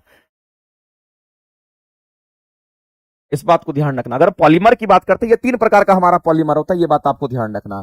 पॉलीमर की अगर बात करते हैं, ये 3 प्रकार का पॉलीमर होता है, उसी में आपसे ये पूछा गया। तो मेरे पास सेमी सिंथेटिक पॉलीमर के जो एग्जांपल्स हैं वो आपको पता होना चाहिए। अगर सेमी सिंथेटिक पॉलीमर के एग्जांपल को अगर देखना है तो इसी में हम कहेंगे रेजिन्स की हम बात करते हैं। किसकी बात करते हैं, रेजिन्स की बात करते हैं, जो कि सेलुलोज से बनता है। ये किससे बनता है, तो सेलुलोज हमारा नेचुरल हमारा क्या होता है, फाइबर होता है, नेचुरल पॉलीमर होता है, इसी से रेजिन्स बनता है। तो मेरे भाई सेलुलोज कहां, तो प्लांट के सेल में कोशिका भित्ति में सेलुलोज होता है, इसी सेलुलोज से क्या होता है, रेजिन्स बनता है, जो कि सेमी सिंथेटिक होता है। उसके बाद हम लोग बात करेंगे मेरे भाई यहाँ पर किसके बारे में, तो सेलुलोज एसीटेट भी हमारा होता है, ध्यान रखेंगे। इसी में कहेंगे यहाँ पर हमारा क्या होगा, तो कहेंगे सेलुलोज एसीटेट की हम बात करते हैं, सेलुलोज एसीटेट की हम बात करते हैं। इसी तरह से सेलुलोज नाइट्रेट भी हमारा होता है, सेलुलोज नाइट्रेट की हम बात करते हैं, ये भी हमारा यहां पर होगा, इस बात को ध्यान रखेंगे मेरे भाई। ये भी हमारा होगा, वल्केनाइज्ड रबर भी हमारा होता है इसी में, वल्केनाइज्ड रबर की अगर बात करें तो ये भी सेमी सिंथेटिक रबर हमारा होता है। तो मेरे भाई इसमें से क्या नहीं होगा, तो ये हमारा अर्ध संश्लेषित हमारा होगा, ये तो हमारा होगा, ये हमारा होगा, ये भी हमारा होगा। लेकिन ये जो सिस पॉलीस्प्रीन की अगर हम बात करते हैं, ये क्या है, तो मेरे भाई सिस पॉलीस्प्रीन जो हमारा है ये नेचुरल पॉलीमर हमारा होता है। इसको क्या कहते हैं, तो इसको नेचुरल पॉलीमर हम लोग कहते हैं, इस बात को ध्यान रखना। ये क्या है, तो इसी को हम लोग नेचुरल पॉलीमर के नाम से जानते हैं। ये नेचुरल पॉलीमर है, इस बात को ध्यान रखना, ये नेचुरल पॉलीमर हमारा होता है। तो आपसे पूछा गया इसमें से जो क्वेश्चन करेंगे, और नेचुरल पॉलीमर को ही हम लोग क्या कहते हैं, तो सिस पॉलीआइसोप्रीन के नाम से जानते हैं। तो मेरे भाई सिस आइसोप्रीन पॉलीमर बोल दे या फिर नेचुरल पॉलीमर बोले, दोनों एक ही चीज हमारा होता है, इस बात को ध्यान रखेंगे। तो यहां पर कौन सा हमारा नहीं है, तो कहेंगे ये हमारा नहीं है, अर्ध हमारा यहां पर नहीं है, तो कहेंगे ये हमारा नेचुरल पॉलीमर का एग्जाम्पल्स आपका है, ध्यान रखेंगे। आगे चलते हैं, आधारभूत समानताओं युक्त एक व्यक्ति के जीवधारी का एक समूह क्या कहलाता है, तो जाति कहलाता है, उसको स्पीसीज कहते हैं। जाति मतलब स्पीसीज होता, कास्ट नहीं हम लोग यहां पर कहेंगे, ये गलत बाइलिंगुअल क्वेश्चन किया हुआ है। इसको हम लोग जाति को स्पीसीज के नाम से हम लोग जानते हैं, ऑर्गेनिज्म के समूह को हम लोग जाति कहते हैं। अगला, और उसकी जो विशेषताएं होती है, अगला है कि सिंह में कोई विशेष प्रजनन ऋतु नहीं होता, यानी कि जो सिंह होता है मेरे भाई, जैसे बाघ सिंह लायंस की बात करते हैं, तो लायंस के लिए कोई प्रजनन का कोई समय सीमा नहीं होता, कभी भी हो जाता है, इस बात को ध्यान रखना। इसका कोई प्रजनन ऋतु नहीं होता, जैसे कुत्ता वगैरह का प्रजनन ऋतु होता है, जबकि आदमी का कोई प्रजनन ऋतु नहीं होता है। उसी तरीके से लायंस का भी प्रजनन ऋतु नहीं होता है, इस बात को ध्यान रखना, स्टेटमेंट सही है। अधिकांश अन्य बड़ी बिल्लियां से भिन्न चीता दहाड़ता नहीं है। बिल्कुल सही बात है मेरे भाई, चीता जो वो दहाड़ता नहीं है, लेकिन बड़ी बिल्ली कहने का मतलब हमारा क्या होगा, बाघ वगैरह की बात करते हैं, तो बाघ वगैरह दहाड़ता है जबकि चीता दहाड़ता नहीं है। स्टेटमेंट हमारा सही है। दूसरी बात आपको ध्यान रखना मेरे भाई, अगर सिंह की बात करते हैं, लायंस की बात करते हैं, तेंदुआ की बात करते हैं, ये चिन्ह द्वारा अपना क्षेत्र घोषित नहीं करते हैं। एक बात याद रखना मेरे भाई, जहां पर सिंह होगा उसके आसपास में सिंह का अपना एक स्पेसिफिक एरिया होता है, लायंस का अपना एक स्पेसिफिक एरिया होता है। इस बात को आप ध्यान रखेंगे। अगर हम लायंस की अगर हम बात करते हैं, जो हमारा लायंस होता है जंगल का राजा, लायंस की अगर हम बात करते हैं मेरे भाई, अगर हम लोग यहां पर सिंह की बात करते हैं, लायंस की बात करते हैं, तो इसका अपना एक स्पेसिफिक एरिया होता है, इसका अपना स्पेसिफिक एरिया होता है, उसी एरिया में ये रहता है। उसी तरीके से आपको ध्यान रखना, जब चीता की हम बात करते हैं, हम चीता की बात करते हैं मेरे भाई, हम चीता की बात करते हैं, इसमें लायंस भी शामिल है और इसमें तेंदुआ भी हमारा हो जाएगा, जिसको लेपार्ड हम लोग कहते हैं। इसको हम लोग क्या कहेंगे, तो जिसको लियोपार्ड के नाम से हम लोग जानते हैं, ये हमारा लेपार्ड होता है, इसकी हम बात करते हैं। लेपार्ड को हम लोग क्या कहते हैं, तो इसको हम लोग तेंदुआ कहते हैं। ये बात आपको ध्यान रखना, तेंदुआ हम लोग कहते हैं। तो जो चीता हमारा होता है, ये चीता का स्पेसिफिक एरिया नहीं होता, इस बात को ध्यान रखना। चीता जहां तहां घूमते रहता है, इसका कोई स्पेसिफिक एरिया नहीं होता, इसका कोई स्पेसिफिक एरिया नहीं होता, इस बात को ध्यान रखना। इसका कोई स्पेसिफिक एरिया नहीं, जबकि इसका स्पेसिफिक एरिया होता है, ये किसी स्पेसिफिक एरिया में मौजूद होता है, जबकि ये कहीं भी हमारा होता है। यहां पर बोला गया सिंह और जो तेंदुआ, उसका स्पेसिफिक एरिया होना चाहिए, उसका अपना क्षेत्र घोषित होता है, यहां कह दिया कि नहीं होता, इसलिए गलत हमारा है। तो पहला और दूसरा सही है, और पहला दूसरा सही हमारा कहा, तो ऑप्शन नंबर ए में सही पूछा गया था। आगे अगला मेरे भाई बोला गया, इसमें से मटर कुल का पौधा, मटर प्रोटीन इसमें पाया जाता है, तो मूंगफली भी हमारा होगा, यहाँ कुर्थी का दाल, ये हमारा सोयाबीन भी होगा, ये सभी तीनों हमारे होंगे, ध्यान रख लीजिएगा। आगे चलते हैं। सेवाल और कवक से लाइकेन बनता है, जिसको क्या कहते हैं, तो मेरे भाई सेवाल और कवक में दोनों में रिलेशन होता है, और हम सभी लोग जानते हैं इस क्वेश्चन का आंसर क्या होने वाला है। तो अगर सेवाल की बात करते हैं और साथ ही साथ अगर हम कवक की बात करते हैं, दोनों में कैसा संबंध होता है, तो दोनों में मेरे भाई सहजीवी संबंध होता है। ये कैसा संबंध है, इसको हम लोग सहजीवी संबंध कहते हैं, और सहजीवी संबंध हम उसको कहते हैं जिसमें दोनों को फायदा होता है, जिसमें दोनों को फायदा, यानी इसको भी फायदा तो इसको भी फायदा होगा। कहिए कैसे फायदा, तो जहां सवाल होता है, सवाल खाना बनाता है, फोटोसिंथेसिस करता है, सवाल खाना बनाता है, जब खाना बनाता है तो कवक को देता है खाने के लिए, इसका पेट भर जाता है, तो कवक क्या करता है, घर बनाता है, तो इसको रहने का जगह दे देता है। इसका मतलब मेरे भाई दोनों को एक दूसरे से फायदा है, और ऐसे संबंध को जब जहां पर दोनों को फायदा होता है, तो उसको सहजीवी संबंध कहते हैं, और इसी सहजीवी संबंध को सिम्बाइटिक रिलेशन भी कहते हैं, म्यूचुअलिज्म भी कहते हैं, सिम्बाइसिस भी कहते हैं। ये सब इसके नाम होते हैं, इस बात को आप ध्यान रखेंगे। तो इस क्वेश्चन का आंसर हमारा ये हो जाएगा। तो इस क्वेश्चन का आंसर हमारा हो जाएगा। तो हम लोगों ने क्या देखा, जब म्यूचुअलिज्म की बात करते हैं, इसमें दोनों को फायदा होता है, दोनों को क्या होगा, तो दोनों को फायदा होता है, इस बात को ध्यान रखना। लेकिन अगर पैरासिटिज्म की अगर बात करते हैं, तो एक को तो फायदा होता है और दूसरे को क्या होगा, नुकसान होता है। जैसे कि आपके बाल में जू हो गया, तो आपको तो नुकसान है, लेकिन जू को तो फायदा, पेट भरता है। कमेंसलिज्म की अगर हम बात करते हैं मेरे भाई, तो इसमें याद रखना, एक को फायदा होगा, दूसरे को कोई फायदा नहीं होता, जीरो, जिसको कोई फायदा नहीं। जैसे कि हम लोग रिमोरा और शार्क की बात करें, शार्क बड़ी मछली है, उसको कोई फायदा नहीं होता है, जबकि रिमोरा उसके पेट में चिपक करके चलता है, तो रिमोरा को पेट भरते रहता है। जब शार्क कुछ खाता तो वो भी खाते रहता है, तो रिमोरा का पेट भरता है, रिमोरा को फायदा होता है, जबकि शार्क को कोई फायदा नहीं। तो कमेंसलिज्म का रिलेशन हमारा होता है। तो मेरे भाई रिलेशन आपको याद रखना है। आगे चलते हैं। अगला, सेब अगर कोई हृदय रोगी, अगर हृदय के जो पेशेंट होते हैं, जो हार्ट के पेशेंट होते हैं, उनके लिए आपको ध्यान रखना है कि डॉक्टर सलाह देता है कि आप प्रॉपर डेली 1-2 सेब आप खाइए। डॉक्टर डेली कहता है सेब खाने के लिए, क्योंकि सेब के अंदर क्या होता है मेरे भाई, तो आपको ध्यान रखना, जो एप्पल होता है, ये एप्पल की अगर हम बात करते हैं, हम किसकी बात कर रहे हैं, तो हम यहाँ एप्पल की बात करते हैं। इस एप्पल में क्या होता है, तो इस एप्पल में मेरे पोटासियम हमारा होता है, इस बात को ध्यान रखना। इस एप्पल में हमारा क्या होगा, क्योंकि पोटासियम तो होता ही होता है, और पोटासियम के अलावा हमारा क्या होगा, तो पोटासियम के अलावा हमारा फाइबर भी होता है। इसमें हम कह सकते हैं कि हमारा पोटासियम तो होगा ही होगा, इसमें हमारा क्या होगा, कहीं यहाँ पर पोटासियम हमारा होता है। साथ ही साथ ध्यान रखना, जो हमारा एप्पल होता है, एंटीऑक्सीडेंट के नाम से हमारा काम करता है। ये कैसा काम करता है, एंटीऑक्सीडेंट, ये एंटीऑक्सीडेंट की तरह हमारा काम करता है। और साथ ही साथ आपको ध्यान रखना, सेब, हमारे सेब में फाइबर होता है, यानी कि पाचन शक्ति को बढ़ाता है। अब मेरे भाई जो एप्पल हमारे होते हैं, इस एप्पल में जो पोटासियम होता है, इस पोटासियम के कारण क्या होता है, ये पोटासियम क्या करता है, जो हमारा ब्लड होता है, उस ब्लड के फ्लो को क्या करता है, फास्ट करता है। तो ये आपको ध्यान रखना मेरे भाई, इसका काम क्या होता है, हृदय रोगी के लिए इसका इस्तेमाल किया जाता है, और ये ब्लड प्रेशर को क्या करता है, तो रेगुलेट करता है। पोटासियम की अगर हम बात करते हैं, तो जो हमारे शरीर में पोटासियम होगा, उसका कार्य होता है, हमारा जो ब्लड प्रेशर होता है, उस ब्लड प्रेशर को क्या करता है, रेगुलेट करता है। ब्लड प्रेशर को रेगुलेट करता है, इस बात को आप ध्यान रखेंगे। करेंगे। तो ब्लड प्रेशर को क्या करता है, रेगुलेट करता है, ये बात आपको ध्यान रखना। अगर कोई हार्ट का पेशेंट होगा तो उसके शरीर में ब्लड प्रेशर कहीं बीमारी से वो हमारा हो जाता है कहीं ना कहीं, यानी कि ब्लड का फ्लो नहीं होगा तो ब्लड का प्रेशर ज्यादा हो जाएगा। तो ब्लड प्रेशर को कंट्रोल कौन करता है, रेगुलेट कौन करता है, तो वो पोटासियम करता है। इसलिए कहता है डॉक्टर एप्पल खाने के लिए, इस बात को ध्यान रखना। तो मेरे भाई इस क्वेश्चन के आंसर हमारा क्या हो जाएंगे, तो केवल यहां पर हम लोग किसके साथ जाएंगे, पोटासियम के साथ जाएंगे। और पोटासियम में फाइबर भी होता है, इस बात को ध्यान रखना, और ये एंटीऑक्सीडेंट की तरह हमारा काम करता है, इसको भी आप ध्यान रखेंगे। आगे चलते हैं। अगला क्वेश्चन हमारा कहता है कि निम्नलिखित में कौन सा रक्त का लाल तरल भाग हमारा होता है। तो बताइए ब्लड का तरल भाग कौन सा होता है। तो हम सभी लोग जानते हैं कि जब हम ब्लड की बात करते हैं, जो रक्त हमारा होता है इसका दो भाग होता है, एक तो इसका ठोस भाग होता है और एक इसका तरल भाग होता है। इस बात को ध्यान रखना मेरे भाई। इसका एक तो ब्लड में क्या होता है, एक तो हमारा ब्लड में लिक्विड भी होता है और ब्लड में हमारा क्या होता है, सॉलिड भी होता है, ठोस भी होता है। तो लिक्विड के रूप में अगर देखेंगे तो उसको आप ब्लड प्लाज्मा कहते हैं, उसको आप क्या कहते थे, इसी को आप ब्लड प्लाज्मा के नाम से आप जानते हैं। और सॉलिड की अगर बात करते हैं तो इसमें आपका आरबीसी वगैरह आता है, ये सब सॉलिड फॉर्म में होता है, डब्ल्यूबीसी हो गया। और साथ ही साथ अगर आप प्लेटलेट्स की अगर बात करते हैं तो ये भी हमारा क्या तो सॉलिड फॉर्म में होता है। तो मेरे भाई हमारे ब्लड में लिक्विड फेज में कौन होता है, ब्लड प्लाज्मा होता है। और इसी ब्लड प्लाज्मा में 90% तो हमारा जल होता है और 10% में मिनरल्स वगैरह हमारा होता है, प्रोटीन वगैरह होता है। तो आपसे बोला गया कि रक्त का, ब्लड का तरल भाग पूछा गया, यानी कि लिक्विड वाला पार्ट पूछा गया है। बताइए लिक्विड वाला पार्ट क्या होगा, तो ब्लड प्लाज्मा होगा मेरे भाई, इस बात को ध्यान रखेंगे। और इस क्वेश्चन का अगर आंसर करेंगे तो क्या करेंगे, तो plasma is the right answer, यानी ऑप्शन नंबर हमारा बी राइट हो जाएगा, ऑप्शन नंबर बी करेक्ट हो जाएगा। नेक्स्ट, कौन सा मानव शरीर में संश्लेषित होता है जो रक्त की वाहिका को विस्फारित करता है और रक्त के प्रवाह को बढ़ाता है, हमारे ब्लड प्रेशर को बढ़ाता है। तो मेरे भाई इस बात को सॉरी, रक्त प्रवाह को बढ़ाता है, जो ब्लड के फ्लो रेट को बढ़ाता, फास्ट कर देता, आसानी से ब्लड फ्लो कर पाएगा, वो कौन करता है, तो याद रखना नाइट्रिक ऑक्साइड जिसको NO कहते हैं, ये वो काम करता है, जो शरीर के अंदर का फॉर्मेशन होता है और ये क्या करता है, ब्लड फ्लो को क्या करता है, बढ़ाता है। आगे, कलियां जो विशिष्ट रूप से, कली जो होता है मेरे भाई, तो याद रखना तना में भी होता है और जो पत्तियां होती है उसके निचले हिस्से में भी होता है। तो दो पत्ती के आधार एवं शाखाओं के सिरे पर होता है। और इस क्वेश्चन का आंसर क्या करेंगे, तो ऑप्शन नंबर आपका ए करेक्ट हो जाएगा। आगे चलते हैं। नेक्स्ट मेरे भाई, एनसीईआरटी एग्जाम्पलर की जो क्लासेस है, हम आप सभी लोगों को बोले एनसीईआरटी एग्जाम्पलर एक एक बच्चे को कर लेना है।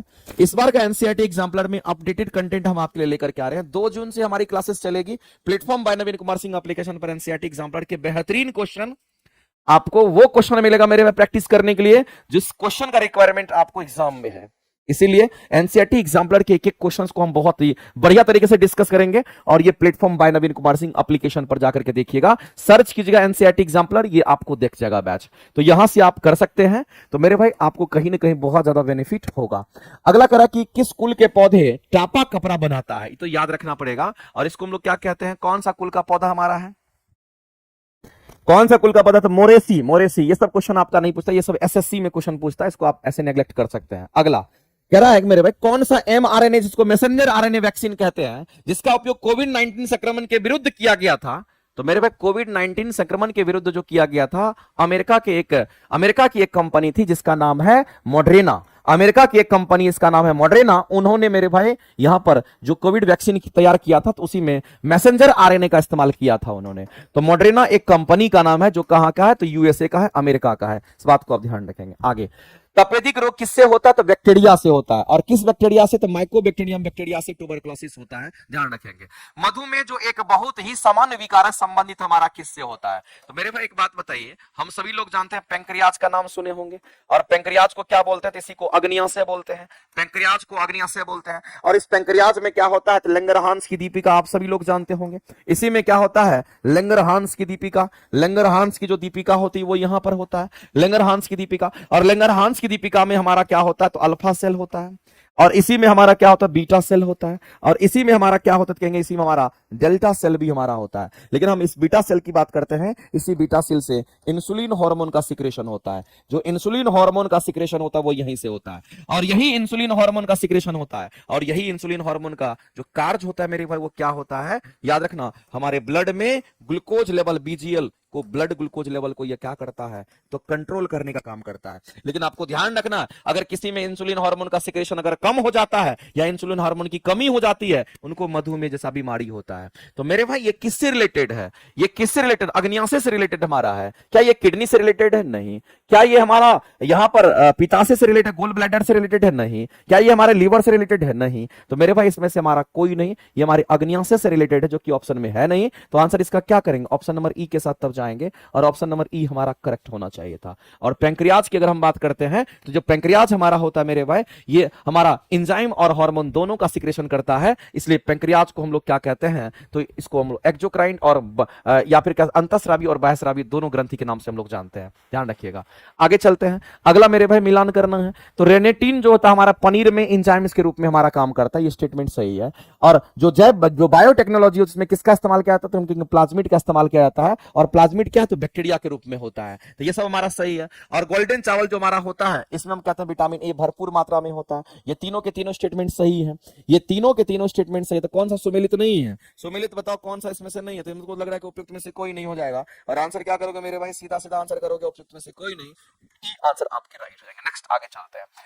ऑक्सीजनोमीटर का प्रयोग कहां पे करते हैं, तो ऑक्सीजनोमीटर हमारा क्या करता है, जैसे कि आप प्लांट लगाते हैं, और प्लांट जब लगाते हैं तो प्लांट का ग्रोथ हमारा डेली बाय डेली कैसे होता है, ये कौन डिवाइस मेजरमेंट करता है, तो प्लांट की लंबाई का जो मेजरमेंट करता है वो हमारा ऑक्सीजनोमीटर करता है। तो मेरे भाई पौधे की वृद्धि दर को मापने के लिए, पौधे की वृद्धि दर कहने का मतलब डेली बेसिस पर उसका मेजरमेंट करके बताता है कितना वृद्धि हुआ है, क्योंकि दर लगा हुआ है, इसका मतलब वो ऑक्सीजनोमीटर करता है। तो ऑक्सीजनोमीटर एक ऐसा डिवाइस होता है जो पौधे की जो वृद्धि होती है उसको नापने के लिए इस्तेमाल करते हैं। तो आज का जो डिस्कशन है वो आपका यहीं पर होता है एंड। लेकिन हम सभी लोगों से कहना चाहेंगे कि जितने लोग लाइव देख रहे हैं मेरे भाई, आप सभी लोग एनसीईआरटी एग्जाम्पलर की क्लासेस श्योर करिएगा, और एनसीईआरटी एग्जाम्पलर आपको बहुत कुछ दे करके जाएगा, अच्छे क्वेश्चंस का समावेश रहेगा, अपडेटेड कंटेंट के साथ आपके सामने आ रहा है। हो सकता है एक दो दिन लेट भी हो, कोई दिक्कत नहीं है, लेकिन क्लास आपको बहुत बेहतरीन मिलेगा। आपका काम क्या है, आपका काम एग्जाम के पहले तक आपको लगातार प्रैक्टिस करना है, अच्छे अच्छे क्वेश्चंस का प्रैक्टिस करना है, और प्रैक्टिस से ही रिजल्ट होता है। इसलिए एनसीईआरटी एग्जाम्पलर हम अगर लेकर के आ रहे हैं, तो जो भी बच्चे होंगे काफी सभी लोग जुड़ेंगे और सबको बेनिफिट बहुत ज्यादा होगा। तो आज के लिए इतना ही, मिलते हैं हम लोग फिर अगले क्लासेस में। थैंक यू वेरी मच, धन्यवाद मेरे भाई। आप सभी लोग मस्त रहिए, बिंदास रहिए, हंसते रहिए, मुस्कुराते रहिए, और जम के पढ़िए, रिजल्ट दीजिए इस बार, ठीक है। तो चलिए आज के लिए इतना ही, मिलते हैं हम लोग अगली क्लासेस में। Thank you very much.